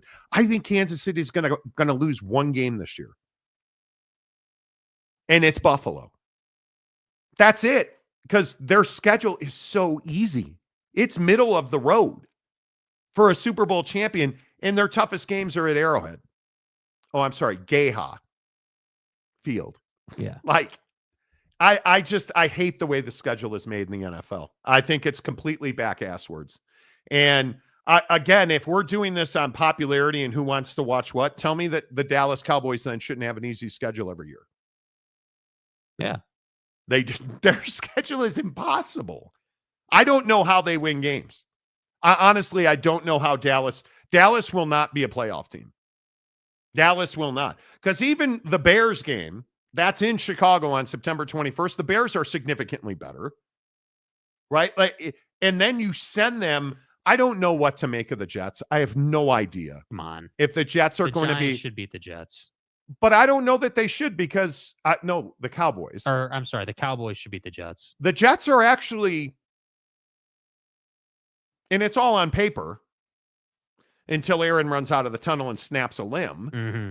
The Jets should be much better. Much, much better. Okay, so that's a win. They're not beating the Packers. The Packers are going to be better than the Cowboys, I would think. But you just look at you, and then I go to Denver's schedule, and I say to myself, did you guys see the Denver Broncos schedule? Here are their road games. At the Colts, at the Chargers, at the Eagles. And then they're home for an entire month before they go to Houston, at the Commanders, at the Raiders, at the Chiefs. Broncos are going to the playoffs. Broncos are going to the playoffs. I am convinced that RJ Harvey's going to be the running back that they need there. And I think they're going to the playoffs. I absolutely think Denver's going back to the playoffs. But I don't know. You guys tell me. I am when I say scumbag Kansas City Chiefs, obviously I'm having a little fun with it. But you can't tell me that they deserve one of the easiest schedules in the league. I just can't wrap my head around that. Jeff Woodworth, Monty thinks the Bears are better only because of the new Pope. The new Pope's not a Bears fan. There is no reason to think the Bears are any good. Okay, you're out of your damn mind, and we don't need to explain that. Next comment. No reason to think the Bears would be. What are you talking about, dude? Nah. KC redemption story, and of course their opponent will be Detroit in the Super Bowl. Yeah, I would encourage you to look at Detroit's schedule, because if you're convinced that the Detroit Lions are going to the Super Bowl with this schedule and a bunch of injury concerns and a brand new coaching staff, their schedule. You want to talk about difficult? Look at the 3 games out of the gate for the Detroit Lions: at Green Bay, Chicago, at Baltimore. That's really difficult. And I would think you give them the benefit of the doubt. You're going to beat the Bears, or at least you should, depending on the health. You should be 2-0 going to Baltimore, dude. I think Green Bay is going to be really difficult. They're an every other year team, and this is the every other year. So I think they'll be good. You should beat Cleveland. But then look at Detroit's got to go to Cincinnati, to Kansas City, home for Tampa. Mm-hmm. And then you get a bye week. That is a really difficult start. We're going to know who Detroit is before they ever get to Halloween. That's incredible. And then Minnesota, at Washington, at Philadelphia, out of the gate. Mm-hmm. The Giants, the Packers, the Cowboys. And then we get really crazy. You got to go to LA to come home for Pittsburgh, to go to Minnesota, to go to Chicago. Dude, that is a really difficult schedule. I mean, that's what it should be. That's one of the best teams in the NFC last year. They should have one of the most difficult schedules. So explain to me the Chiefs' schedule. I'll never understand it. Justin Fields needs to leave the middle of the pack and become the best QB in the Jets uniform since Joe Namath. Well, Joe was a pretty average quarterback, but I think Justin Fields, again, Aaron Glenn has pretty much straight up said they're building a system to fit Justin Fields. Mm-hmm. Crazy. Did you guys hear the Caleb Williams, for all of you who think, oh yeah, Caleb's not going to, the Bears are going to be terrible. Did you guys hear the Caleb Williams? I don't even, what do you even call it? The debauchery of Caleb Williams. There is book excerpts out there for Caleb Williams. The book also shed lights on Williams' tumultuous rookie season, in which Eberflus and Waldron were fired and the Bears lost 10 straight games. No, they're not going to be better than that, though, Jake, right? They're going to be worse. They're awful. They're garbage. Williams said he would watch film alone, no instruction or guidance from coaches. Quote, no one tells me what to watch. I just turn it on. The Chicago Bears were not coaching Caleb Williams last year. Because, and again, I'm no expert. I've covered the NFL to know, where does the biggest learning curve happen? On film. When you sit with your quarterback coach and your offensive coordinator and you look at every rep from the previous week. And usually when you don't play on Monday, you're usually doing that Monday morning because you're off on Tuesday. The head coach and the offensive coordinator generally make a plan for pretty much every quarterback. And your plan usually is, hey, offensive coordinator, you and Jimmy, the quarterback coach, are going to watch every play. And what they do is they have the quarterback break down the mistakes, because the way that they watch film is they don't just fast forward through the defense. They have packages of play. Okay, drive one, quarter one, score. Hey, here was the call. What were we thinking? They weren't doing that with Caleb Williams. They weren't telling him, hey, on this particular play, like one of Caleb's biggest problems is he didn't have time in the pocket, so he would never pick his head up past the second read. He was essentially looking for DJ Moore on an in route or Roma Dunze on a go route. Cole Kmet, the tight end, had one of the worst seasons in Bear tight end history, based on expectations. Because they were not coaching him. So he wasn't throwing the ball like in time and space. Caleb Williams was throwing the ball when he saw the receiver make the break, which is way too late. Yeah, it's too late. But nobody was coaching him to say, hey, well, on this play, look, you waited. It's too late. He already made They weren't going over film with him. Let that sink in. And he still did what he did. And he still had one of the best rookie years in the NFL, which is wild. And now you have Ben Johnson, who drafted Colston Loveland. Say what you want about why they drafted him, where they drafted him. He's going to be a weapon. They clearly have a plan. They spent $68 million on their offensive line. They are going to be significantly better offensively. And Luther Burden is a stud. You're going to have DJ Moore, Luther Burden, and Roma Dunze to match with Colston Loveland. That's going to be a much better offense. Yeah. How are you not watching film with him? And I think that Ben Johnson has proven himself to be really competent offensively. That is crazy to me that they didn't watch film with him. Yeah. Crazy to me. Big Blue Horses, Monty, at least you'll know your draft position. Top 5, top 10. Trust the process, right? Nah, I don't think the Bears are drafting top 10 next year. I think they're a 10 to 20 team. I think they're a fringe wild card team.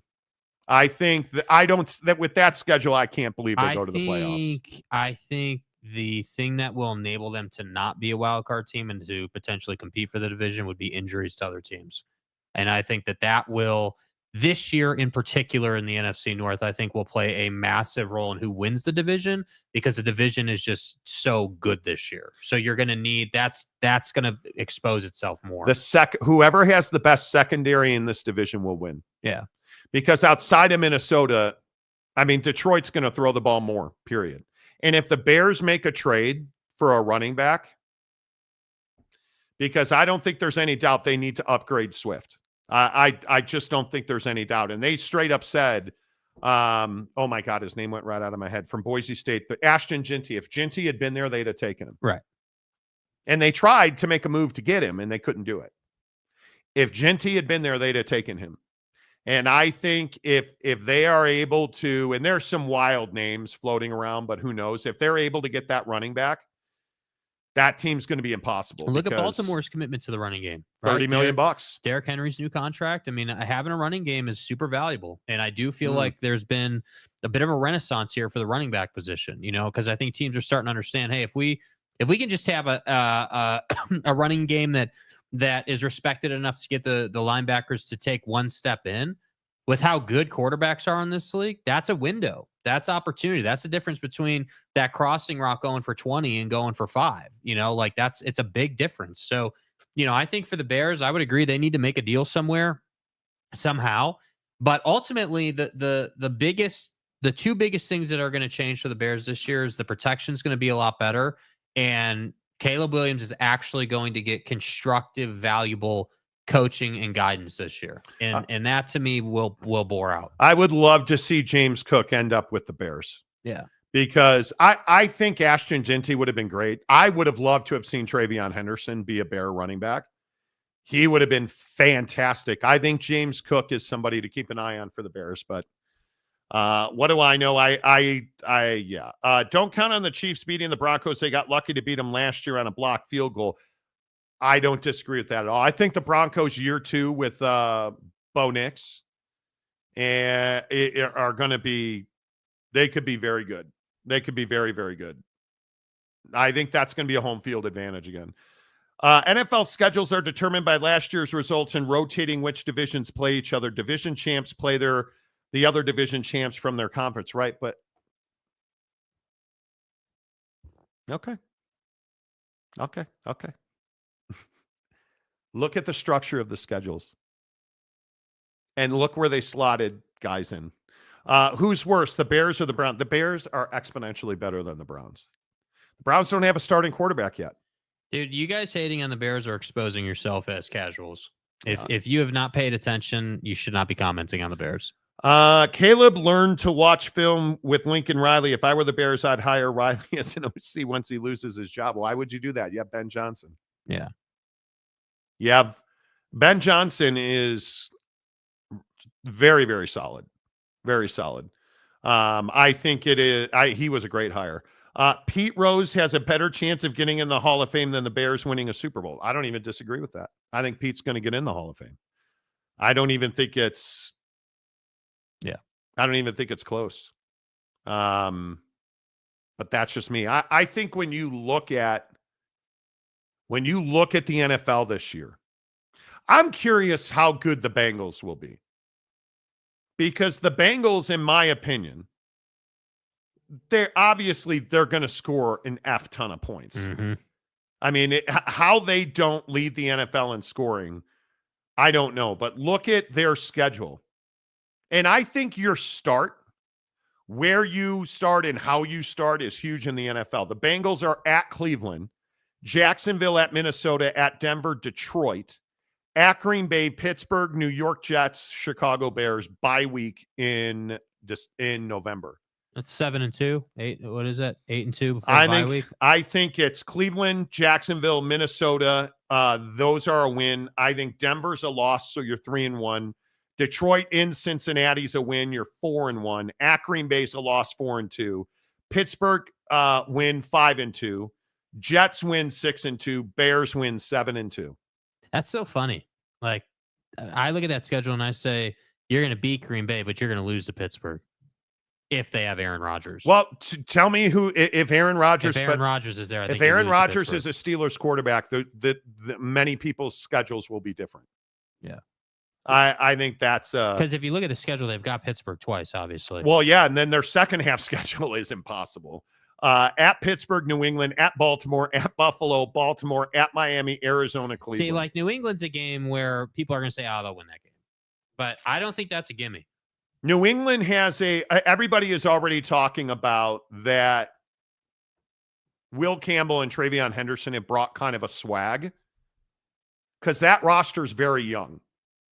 So the guys in that locker room already respect the fact that Travion Henderson's got a ring now. And by all account, and I think this is really interesting, the Ohio State players in the NFL now, by all account, hold themselves very different. Will Howard in Pittsburgh.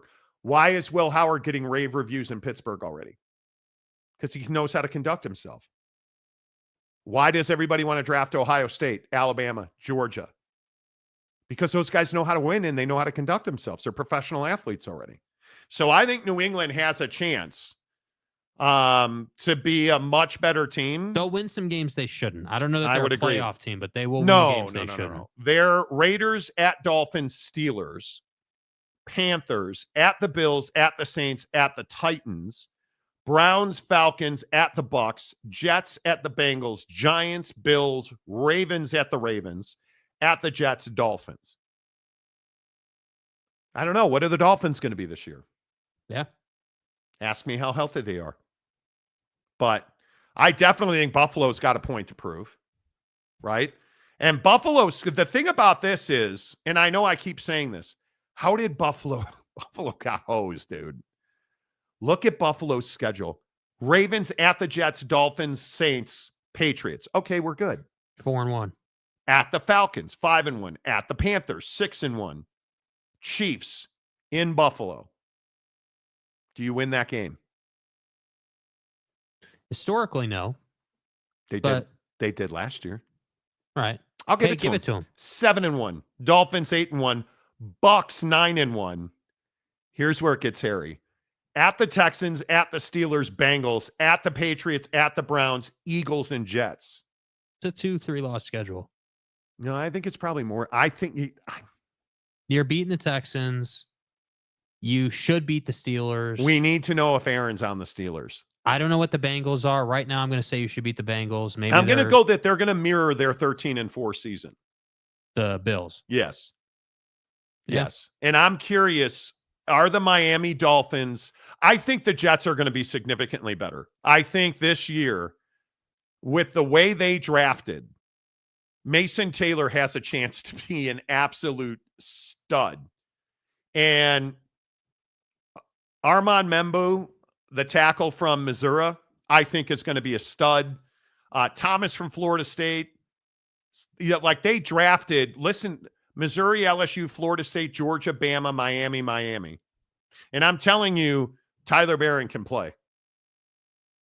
Tyler Barron can play. They are a better team. The thing that scares you is can New England get Drake May to be a stud quarterback? Can they get Drake May to be? And the answer is I don't know, because that's what's going to determine this division. If you look at Buffalo, Miami, the Jets, and the Patriots, who's the worst team in that division? Man, I think that's really hard to say. Can New England get Drake May to be a player? Yeah. And the answer is I don't know, because I feel pretty good that Justin Fields is a player. I know Breece Hall's a player. I think we all know that. Garrett Wilson, Lazard, is he going to be there? But they have defense and they have weapons on offense now. The Jets do. And with that draft, I think they have a real chance to be good. I don't know who the worst team in the East is. I think it has a chance to be Miami. I truly do. I don't know. Well, dude's not going to play the whole season. Tua. Yeah. Who's their backup there? I would agree with that. Backup. Who is he? Tyrod Taylor. Tyrod Taylor, yeah. No, not Tyrod Taylor. Excuse me. The Dolphins, Zach Wilson. The Zach Wilson. Yeah. But they are always, it's not that Tua's always hurt. Their defense last year was hurt. Like terribly injured. Couldn't rush the quarterback at the end of the year. Kenneth Grant changes that for them. Yeah. But we'll see. I don't know who the worst team in the AFC East is. I have no idea who that is. That division is going to be, because I think the Jets are better. Aaron Glenn's going to be a hell of a head coach, in my opinion. He knows how to talk to guys. And I think that's going to be very interesting to see how all that plays out. Johnny Gonzalez, Ben Johnson has only had one coordinator job, had many position coach jobs. It's a we'll see on Johnson. I don't disagree with that, but he's saying and doing all the right things. You look at their offseason plan, it's completely different than anything they did under Ebersucks, right? Mm-hmm. You look at the way that Caleb Williams is preparing now, totally different. You look at the offensive system that we're hearing about, completely different. And they spent $68 million on the offensive line. So just by accident, Caleb's going to be more upright. Yeah, I think the gold with Ben Johnson is if you look at the relationship that him and Dan Campbell had, and you understand the fact that, Dan Campbell isn't an X's and O's head coach per se. Like, obviously he knows football, of course, but like his style is much more like motivate the team, much more personnel based and having those relationships and coaching guys that way. And then leaning on his coordinators and their staff to do what he needs the football team to do. Totally agree. And Ben, without a doubt, without question, was absolutely a stud for him. And they didn't lose ball games because they didn't score enough points. You lost ball games because you couldn't stop the Packers. That's why you lost ball games. You could not stop the Packers. I agree. So I'm not going to sit here and, with all due respect to Johnny, I just disagree. I'm not going to sit here and question whether this guy can run an offensive staff. He was the offensive guy there. Yeah, like he controlled that thing. He drove that ship offensively. And I agree. Being a head coach is a step up from being a coordinator. But I think it just lacks a little bit of insight and a little bit of perspective to say that it's a what if. I would actually say that I agree with. I would say that he's going to dominate offensively with the Bears. They are going to be. He went on, and we can't play it because it's copyrighted, but he went on Cowherd and said that the Bears have never had a 4,000-yard passer in the franchise's history, and that Caleb Williams is going to be that guy this year, he thinks. And I think they've got a great chance of that. Now, obviously, everyone deals with injuries, and maybe the injury bug takes them, and that holds them back. But if all things are equal and they're healthy, I do think that you're going to see a significant jump in productivity offensively because Caleb Williams just had nothing last year. It was him out there doing his best on his own. And whether it was all the nonsense about, the sideline stuff with Waldron and, just the whole thing was a debacle. So if you remove all that negative energy, all that baggage, if you will, you bring in an offensive guru with a guy who is immensely talented playing the position, you're going to take a step forward, dude. There's no question about it. And again, I would point you to Ben Johnson's coaching staff. Okay? Ben Johnson, head coach. Declan Doyle, offensive coordinator, right? Okay. Doesn't really matter. Richard Hightower, one of the most experienced special teams guy. Who's their wide receiver coach, which is critically important in this organization? Antoine Randall. Okay, who's their quarterback coach? JT Barrett. Who's their running back coach? Eric Bieniemy. He's got offensive. Bieniemy's your running back coach. He's got offensive guys, right? His defensive staff, if you start looking at how he built this staff, Jeremy Garrett is their defensive line coach. And you ever heard of who would you want to be your DB coach? How about Al Harris? Damn. Is your DB coach and pass game coordinator. He's got an excellent staff that's experienced, played on the field. His young guys, Kenny Norton III being his defensive quality control guy, fantastic, because Ken Norton Jr. is a fantastic defensive guy. Right? So you look at Dan Rauscher, the offensive line coach, experienced. You look at Richard Smith, the linebacker coach, experienced. This staff is so well constructed. And you guys laugh at me when I talk about coaching staffs. How did Colorado do what they did last year? And how many of you mocked me when I said Colorado's got the best coaching staff that we've seen in some time? And what did everybody who came out of there say? Man, that coaching staff's unbelievable. And how many of them credited Warren Sapp? How many, it matters that you have guys who've played and know how to communicate and relate to young players. And I think JT Barrett and Caleb Williams and that whole staff is going to, the proof's in the pudding. And if you don't have a good mini camp and OTAs, you're not going to have a good season. And by all accounts, they're having a great offseason already. And the fact that Ben Johnson and JT Barrett are talking to Caleb Williams on a daily basis tells me that that's different. And I think that's huge. Jeff Woodworth, who did Nick Chubb sign with? I don't think he signed with anybody. I don't know who Nick Chubb is. Oh, you mean Nick's Chubb? Oh, Nick's Chubb. Well, Nick didn't sign with anybody, but his Chubb did. Nick Chubb is not. He visited the Bears. I think he's visiting the Bears today. But he's going to have a job. Cowboys it's just a are in matter the of rumor mill for Chubb. Yeah, it's just a matter of who he chooses. Because Cleveland didn't re-sign him, they couldn't come together on terms. I would assume the Bears and the Cowboys are leading that, but he's going to be able to go where he wants to go. Yeah, I would say Bears, Cowboys, Steelers. Those three are kind of the. Steelers are interesting. Steelers are very interesting. I also need Roma Dunze to take a massive step this season. He's got to be sharper. But he's another one where last year, the fine details are what make you an elite team. And if there's any other example of this, the Detroit Lions, Dan Campbell is really, really attention detail oriented. And you start looking around at his staff, where are they? Well, they're head coaches now. So I'm excited about it. I think it's going to be interesting to see how the Bears, you're going to know the second we get to training camp how much they value Caleb Williams.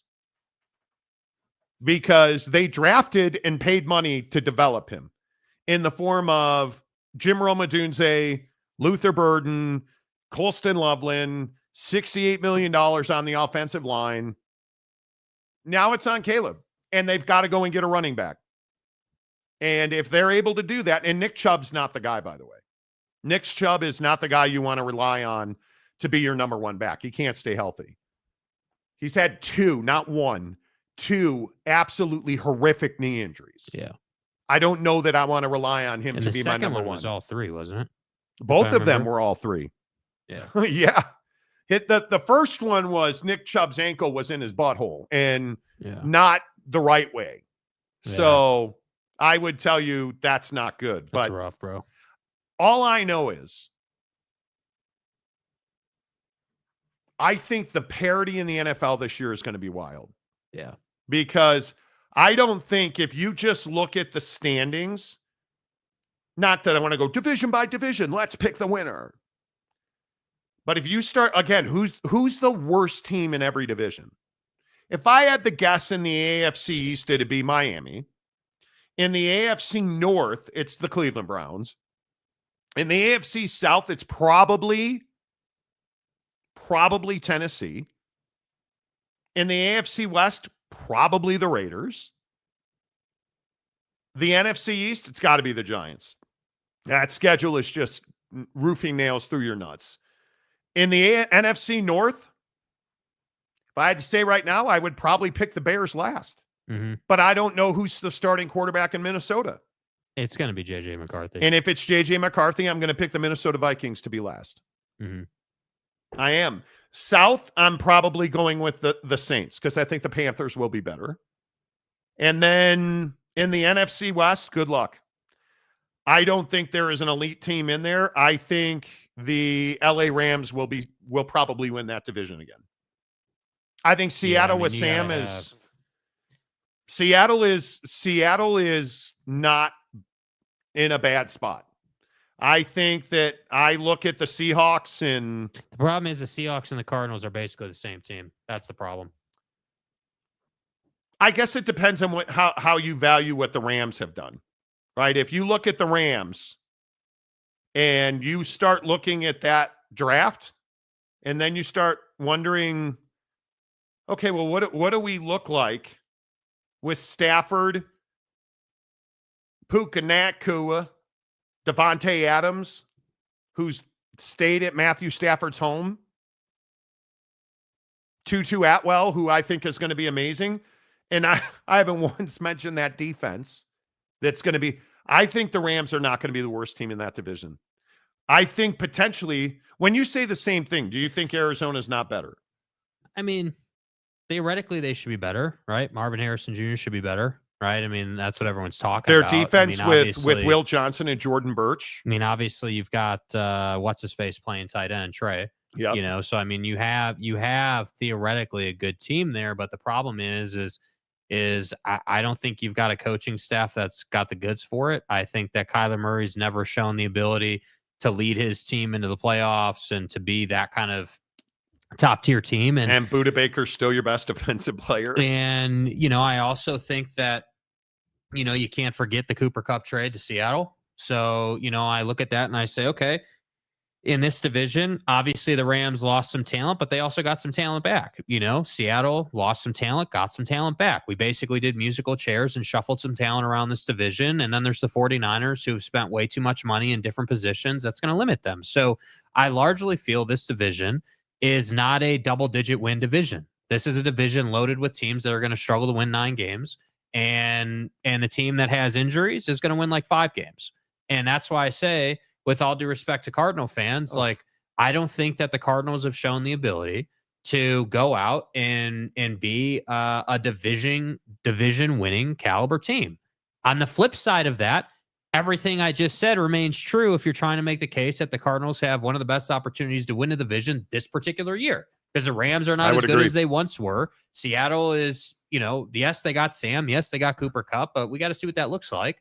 And I would say the 49ers are not Super Bowl 49ers. They are, you know, kind of patchworking that thing together. So there's an opportunity. But my point is either way, the best team in the NFL is not coming from that division. That is one of the most mediocre divisions in the NFL. And if that's depressing, that's okay. Because we'll be back to talk about it more after this from Rula.com. You shouldn't have to pay expensive out-of-pocket costs for therapy. Through Rula, you can find a therapist who meets your needs and takes your insurance. Just tell us your insurance plan and preferences, and we'll curate a list of therapists to choose from. Rula patients typically pay $15 with insurance, but you'll receive a personalized cost estimate before your first session. Your journey to mental well-being gets easier from here. Find affordable quality care today. Rula.com/Monty. Rula.com/Monty. You guys know I'm passionate about making sure that you take care of your mental health, because too many times in this world we tend to hide behind embarrassment and pride, and we use it as a shield. And I'm telling you now, if you are dealing with mental health issues, no matter what they are, depression, anxiety, it doesn't matter. Get to Rula.com/Monty. With insurance, it's $15. The average Rula.com client pays $15. You answer a short questionnaire. Hey, I need a therapist. Who's my insurance? What do I need? What am I seeking treatment for? Anxiety, depression, work pressure, family issues. They're going to connect you with a licensed therapist who can be on a video link with you as soon as tomorrow. Don't wait till tomorrow. Do it today. Right now, Rula.com/Monty. We are just about an hour away from the Thunder and Denver in what is massive game, dude. Massive game 6 for Denver. Thunder are 5.5 points. That's in Denver, 52-80, baby. I actually think that this is a bigger game for the Thunder than it is for Denver, dude. I think that the Thunder have to prove they can put a team away and they can advance. And that, to me, like, this is a game where SGA, it's time to be that MVP, dude. It's time to step up, time to lead your team. And if that means you got to be the scoring guy, great. Yeah. If that means you got to be a playmaker, great. Yeah. Do what you got to do. How bad were the Knicks last night? So I got to tell you, your boy cleaned up on Prize Picks last night. And I feel like, you know, I went on Prize Picks like you take a leak every day, right? It's just what I do, you know, which is not true at all. Last night on Prize Picks, as I was texting Jake, as he was texting me about his emergency room bill, Anthony Edwards and Derek White came through. Jalen Brunson did not, and the New York Knicks paid the price for it. And I'm very curious, how vulnerable do you guys think the Knicks are right now? Because I think they're exceptionally vulnerable. If you are not willing to defend the post, and you're going to give up that volume of uncontested dunks, I think it was the third most uncontested layups and dunks ever in the NBA playoffs last night that Boston got. Mm-hmm. It's a little perplexing what the Knicks were doing last night. They got blown out 127-102 in a clinching game where they could have closed out the Celtics. They got blown out. This is the problem with the Knicks. Well, the problem with the Knicks is that the Celtics benched Kristaps Porzingis in the second half, and somehow Luke Cornett went wild. He was plus 20 on 10 points, 9 boards, a dime, a steal, and 7 blocks. Yeah, I just think that and that's cool. And Luke Cornett's a folk hero now, and everyone's all about it, and that's great. That's cool. I'm happy for Buddy. But no, you're not. Not really, no. But I'm just being nice. It's so disappointing, dude. This is why I don't believe in the Knicks. Like, I understand Brunson's a great player. Cat's a great player. Josh Hart's a work hard, great player. The problem is you guys don't show up mentally half the time. Where did the defense go? Let me get this right. Jason Tatum tore his Achilles and they got better? Is that what I just saw? Well, if you're not going to defend. But that's my point. You literally left the door wide open for them now. And what did you do? And this is and feed me my crow. Am I the only one who feels like, all Boston's got to do is win one at the Garden, and now we've got real problems? Like, that's where we're at, dude. Hey, are the New York Knicks gonna finish this series at home? Do we believe they will show up? Because I'm not confident. I'm not. You're gonna have to show me. I think the Knicks will show up. Now, does that mean that they're going to win the series? No, I think they will. But you can't tell me they're getting blown out. You can't tell me that Derek White's going to have 34 points again. You can't tell me that Luke Cornett is going to have 10 points and be plus 20 and have 7 blocks at the Garden. I don't believe that. You can't tell me Peyton Pritchard is going to go 5 of 14 from 3 and they're going to win. They had a lot of things happen in that game that are not normal. Kristaps Porzingis playing 12 minutes and scoring 1 point as a minus 12. He's been much better than that. Right? Like, I just don't buy that this is, I don't know. I'm struggling with it, dude. I want the Knicks to win. Like, I would love to see the Knicks advance. But I have to tell you, I'm struggling with it. I think they'll win this series. I do, because I would agree that, beating a team 3 times in a row, like, typically doesn't happen. Like, beating them 2 out of 3 times. Okay. Yeah, I could see that, right? Boston wins 2. Okay, cool. Yeah. But unfortunately, that's not good enough for Boston, right? Boston's going to have to win 3 in a row here to get this job done. And I don't know. When you lose your best player who's capable of dropping 40 on any given night, you're going to run into games where you needed that 40 points to win the game.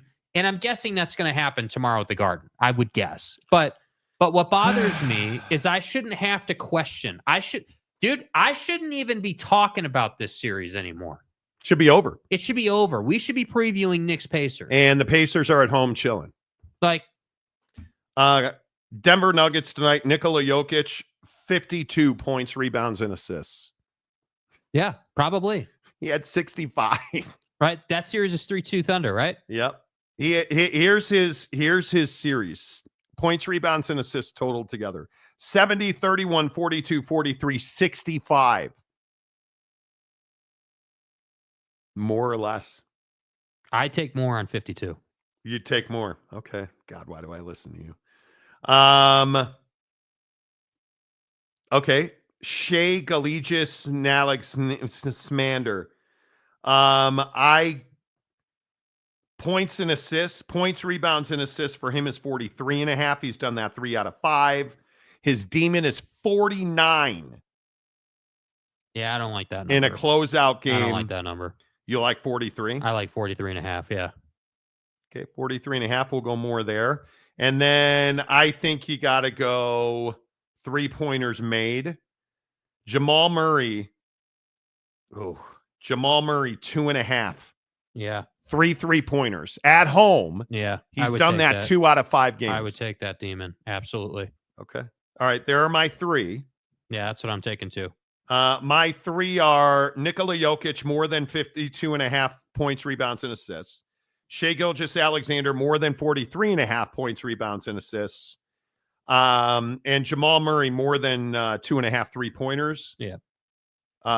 20 to win 160. And I still have one from last night because I had Jamal Murray in it, where I can still win. Jalen Brunson let me down, like you were saying. Anthony Edwards on the free play the other night for half a point, obviously hit. Okay. So I need Jamal Murray tonight to have more than 24.5 on a demon to win that one, 2 out of 3. And then I did exactly what you did for tonight. I like that a lot. Let's go. Man, they're Dodgers. Do you want to do a baseball one? No, I've been on a real cold streak. Need a win tonight. Okay. You scared, bruh? Just need a win, dude. I think you're scared. Jeff Woodworth, hope this game is as fun as last night. We'll find out, right?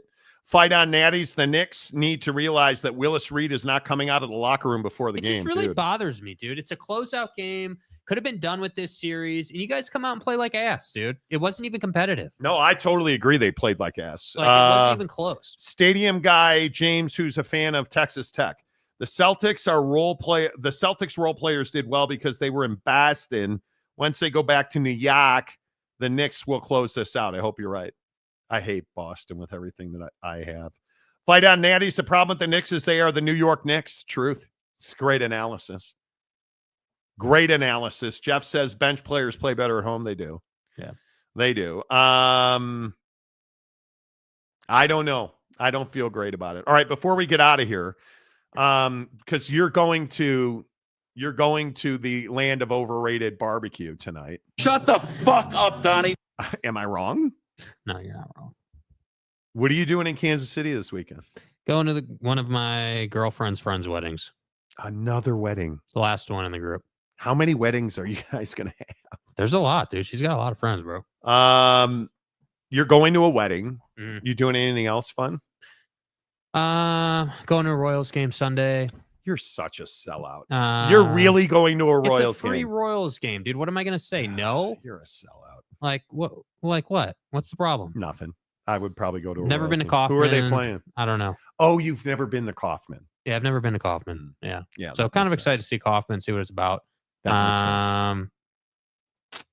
Yeah, I don't know. How many roller taquitos are you going to eat? I'm not eating roller taquitos on this trip. No, that's total BS, dude. Tell us the truth. I think you're lying. Yeah, Maury says eating off the roller. Yeah, I agree. I know, dude. AM PM's the best. How much Let's ride. How much soda are you going to drink on this trip? I don't drink soda, dude. You're such a I liar. don't. No, but I drink lemonade. Same thing. No, it's not. Yes, it is. Don't drink your calories, Jake. It's fine.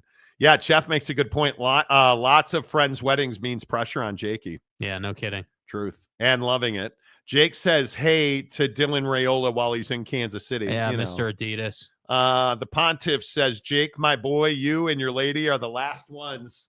Just saying. Yeah. You putting a ring on it? At some point, yeah. Yep. Get that 7-Eleven pizza slice. Oh, nah. No.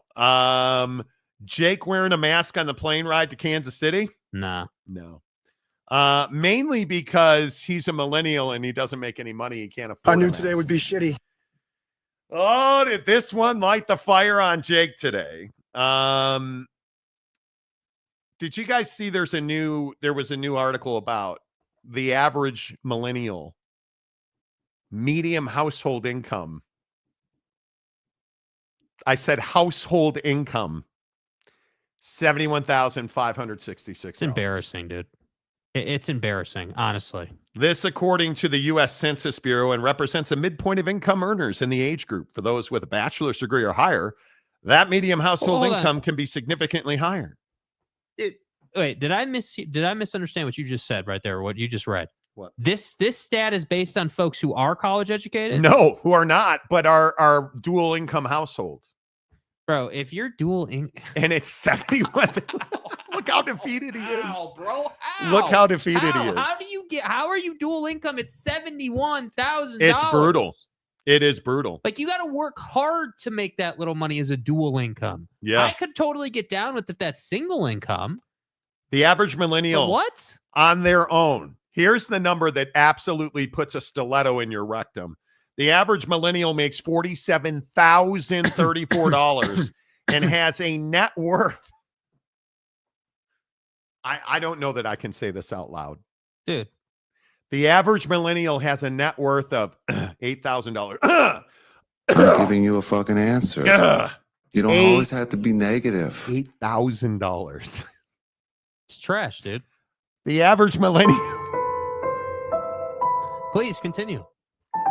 I don't know how to say this out loud. So, let me get this right. Your net worth is $8,000, which is eclipsed by $70,000 more of debt. The average millennial is rocking $78,396 in debt.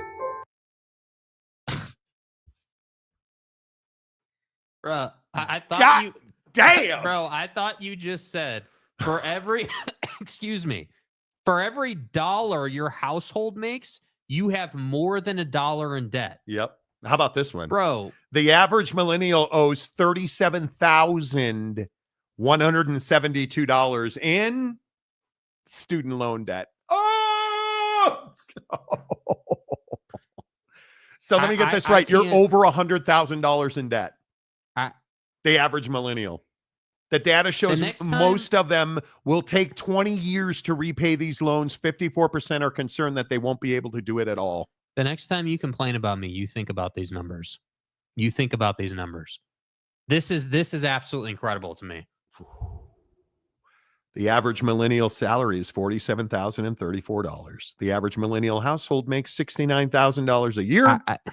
This, according to Pew Research and the census. I can't. I can't, dude. Millennials have the highest income to debt ratio, with young millennials having an average DTI of 37.5. Sorry, was that DTI or BMI? Because I'm getting confused at this point. Oh my God, your debt to income ratio is 37.5. Oh my God. Oh my God. That is absolutely outrageous. With 21% of millennials changing job within the last year, up to 60% are open to different job opportunities. And that's why you don't make money. That's why you don't make money, dude, because you job hop. Gen Z is also a mounting amount of debt. In 2015, the average amount of debt held by Gen Zers was $7,866. That figure is now $9,593. Yeah, look, man, I don't know. Oof. Like, we talk money and real estate and life on this show a lot. Oof.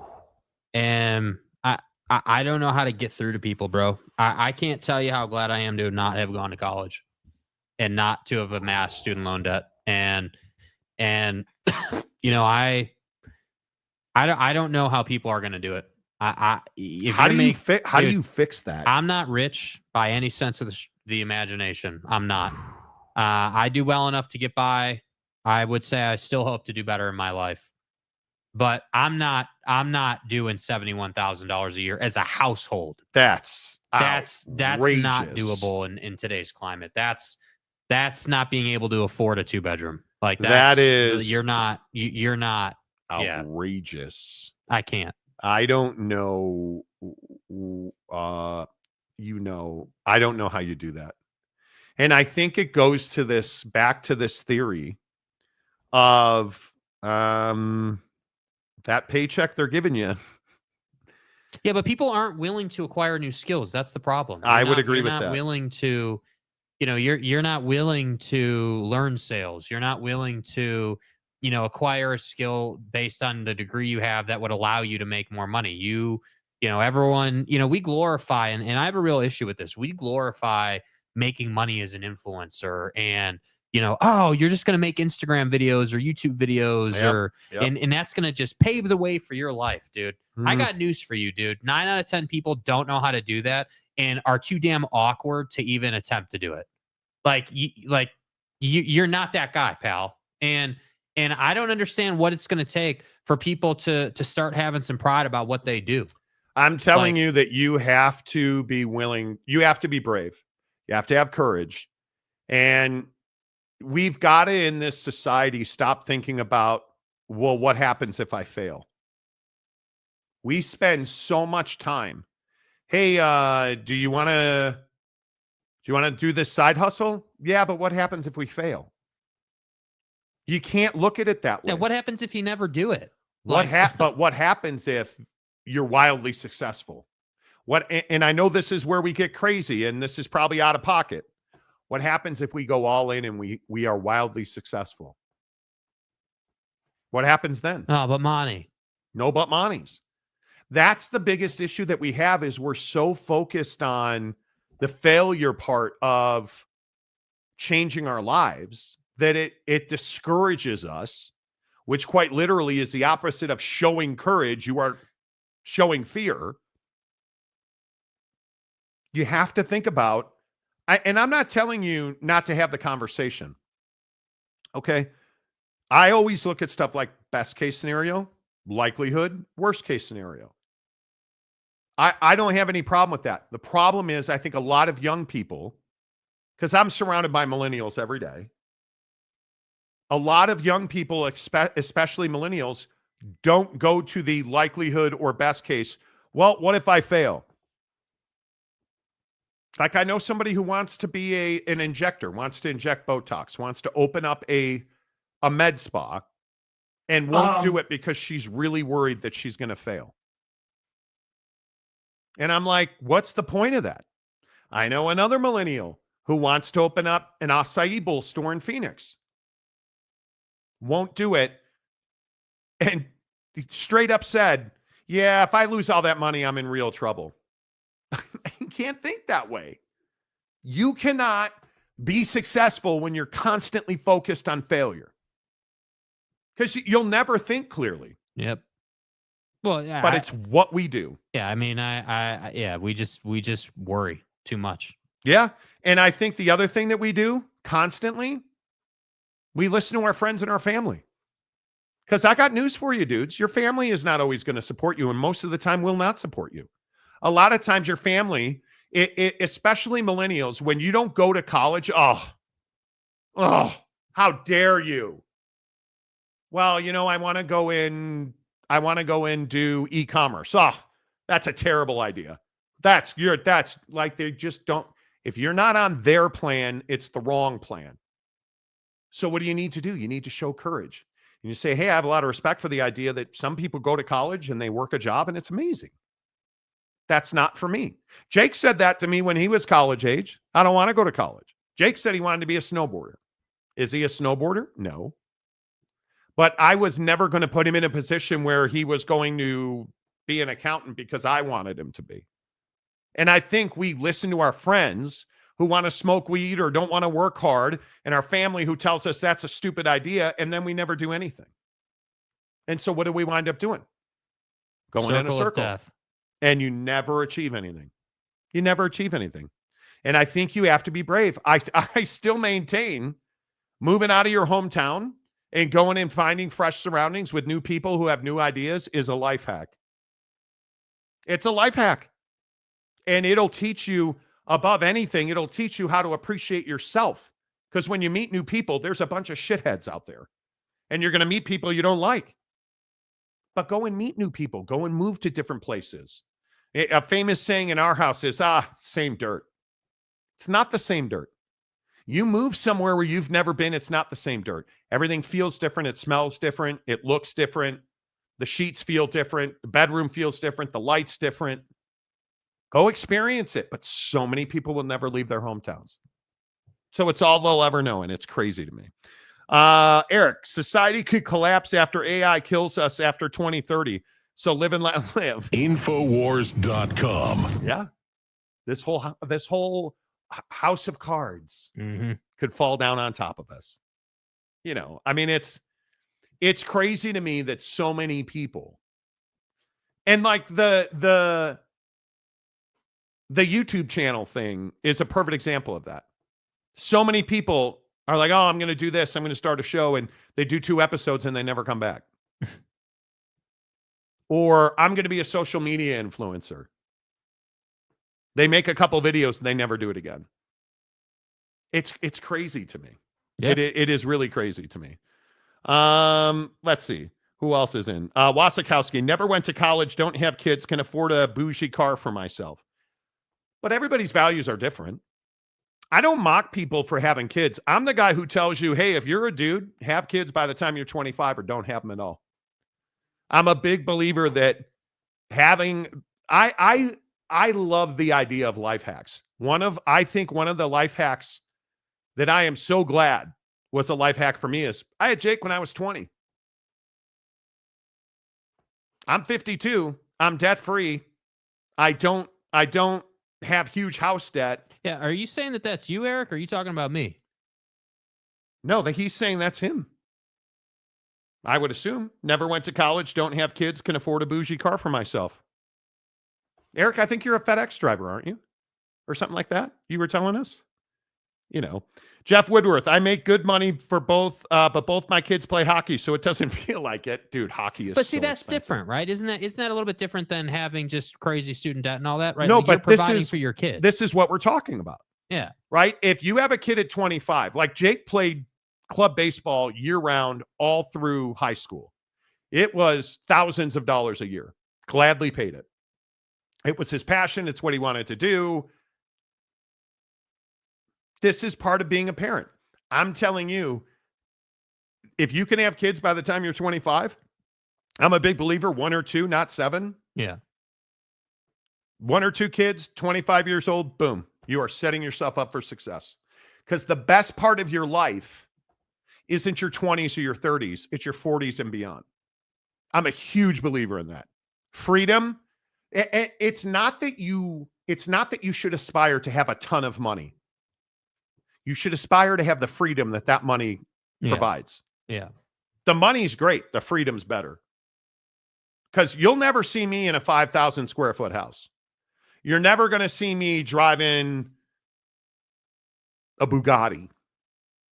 That's not how I roll. But you're going to see me traveling the planet. You are going to see me with the nicest golf clubs. You are going to see me with a ton of shoes. Right? My Bugatti is Jordans and Scotty Scheffler golf shoes. Mm-hmm. Right? I am much more the guy. Give me 2,000 to 3,000 square feet. Give me one car that I own. And if my wife drives an M, a BMW M, she wants an M, great, knock yourself out. Right? That's my life. That's what I want from my life. And I have a plan in place to get that. And I'm not that far away from it, in my opinion. But it's the people when you're 40 and you're having multiple kids, you're having like your first kid at 40. If you're 40 as a guy, don't have kids. I'm begging you. Mm-hmm. Jake's getting there. If you're 40, don't have kids, man. Maybe that's not the life for you. But I don't know. Who am I to tell you what to do, right? It's too harsh to tell a kid, hey, put that down. Here's a calculator in my W-2. Make doing your taxes your new passion. You can't do that. Yeah. We as parents have to allow our kids to bloom. You also have to tell them the truth. You do. Like, you have to, like, I would never, let my kid go to college and not talk to them about student debt. They would have to fully understand and accept the fact that if you're going to school, unless you can pay for it and all that, unless you're in that place. But, for the average person going to college who's going to have loans and stuff, yes, they got to fully understand that picture. But the thing I don't understand about millennials is, and we battle over this stuff, like, I'm 52, you're 32. Mm-hmm. I've done pretty much everything that you're going to do, and I've made all the mistakes. But it's hard when you are an independent, strong-minded person to say, hey, I'm going to walk out in front of that bus. What do you guys think of that? No, you shouldn't do that. No, I'm going to do it anyway. Okay. And at some point, we got to let you get hit by the bus, right? Mm-hmm. I really wish that, and maybe this is why I think so highly of people like Rula.com, right? Because at some point you have to find somebody who, when you need to make a decision, you can go to that person and say, I'm thinking about this. What do you think? And you have to know that when they tell you, hey man, I think that's a great idea. Hey man, that's a really terrible idea. Please don't do that. That they're being genuine with you, that they're being honest with you. I think everybody has to have a no person. Yeah. And I think millennials don't have that because your generation has a different relationship with your parents than everybody else. Yep. And I think it is It's one of those things like, I think millennials need more things like Rula.com, because you guys are facing issues and challenges that my generation and the alpha generation and never faced that. Right. You were growing up. You weren't growing up during the pandemic. You were coming into hard decision times. Yeah. And then the pandemic hit. What am I doing for college? What am I doing for career? How am I going to make money? And then the pandemic hit. That's the hardest part. Yeah. So I think it's really difficult that, and I'm not surprised about that stat that millennials are constantly looking for jobs and changing careers. Because it's hard.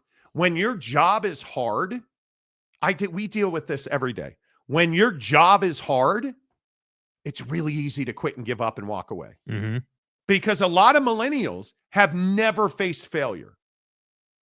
And that moment in time where you show up and failure is kicking you in the shins, you have a choice to make, and it's a choice that will impact you for the rest of your life. You can quit and you can give up, and you can go do the easy thing or what looks better, right? Because we always water the grass on the other side of the fence. Or you can stand and you can fight and you can make yourself a better, more skilled professional. And it's really hard to get that message through, because every time you quit, it gets easier to quit. Yeah. Every time you give up, it gets easier to give up. And I don't care what you do for a living. If you are, and I deal with a lot of people who are in sales, and this is where this comes from. Every time you quit, you have to succeed 3, 4, 5 times to get over that one time you quit. And it's just impossible. I don't know how else to say it. Jake is 32. I was doing my 3rd tour in Afghanistan at that age. And it's fascinating to me, people who served, especially in a forward territory, especially veterans who saw action, it ages you. Mm-hmm. Physically. It does not age you mentally. It ages you physically. And I am fascinated. One of the things I take really seriously is caring for our veterans, especially veterans who went and fought on the front lines. Afghanistan, Iraq, like Desert Storms, because that group of veterans is facing trauma that we never have ever could even imagine. And it's different than like World War II, because now we have the facilities to take care of it, but we're cutting jobs at the VA and we're not funding it. And the veterans who survive those tours show up to be incredible people. They show up to just be incredible people. Okay, a couple more, because then we get Jake's got a flight to catch. Mm-hmm. You know. Jeff Woodworth says, amen, Monty. Take care of our veterans, you guys. Take care of our veterans. It is wild. And fight on. Thanks for being a veteran, man. And everybody on the show, I know we have a lot of veterans who watch this show. Thank you so much for that. I really appreciate your service to our country. All right, there you go. The Monty Show, presented by the Advocates at theadvocates.com. The best injury attorneys in the business. Chat with an injury attorney 24/7, 365. It won't cost you a dime. No cost. Don't have to pay out of pocket. No fee to talk to one of the best injury attorneys in the business at theadvocates.com. We're off tomorrow. Jake's out of town. Have a safe weekend. Thank you guys for being here. If you haven't already, Rula.com/Monty, Rula.com/Monty. Until Monday, say goodbye, Jake. Goodbye, Jake.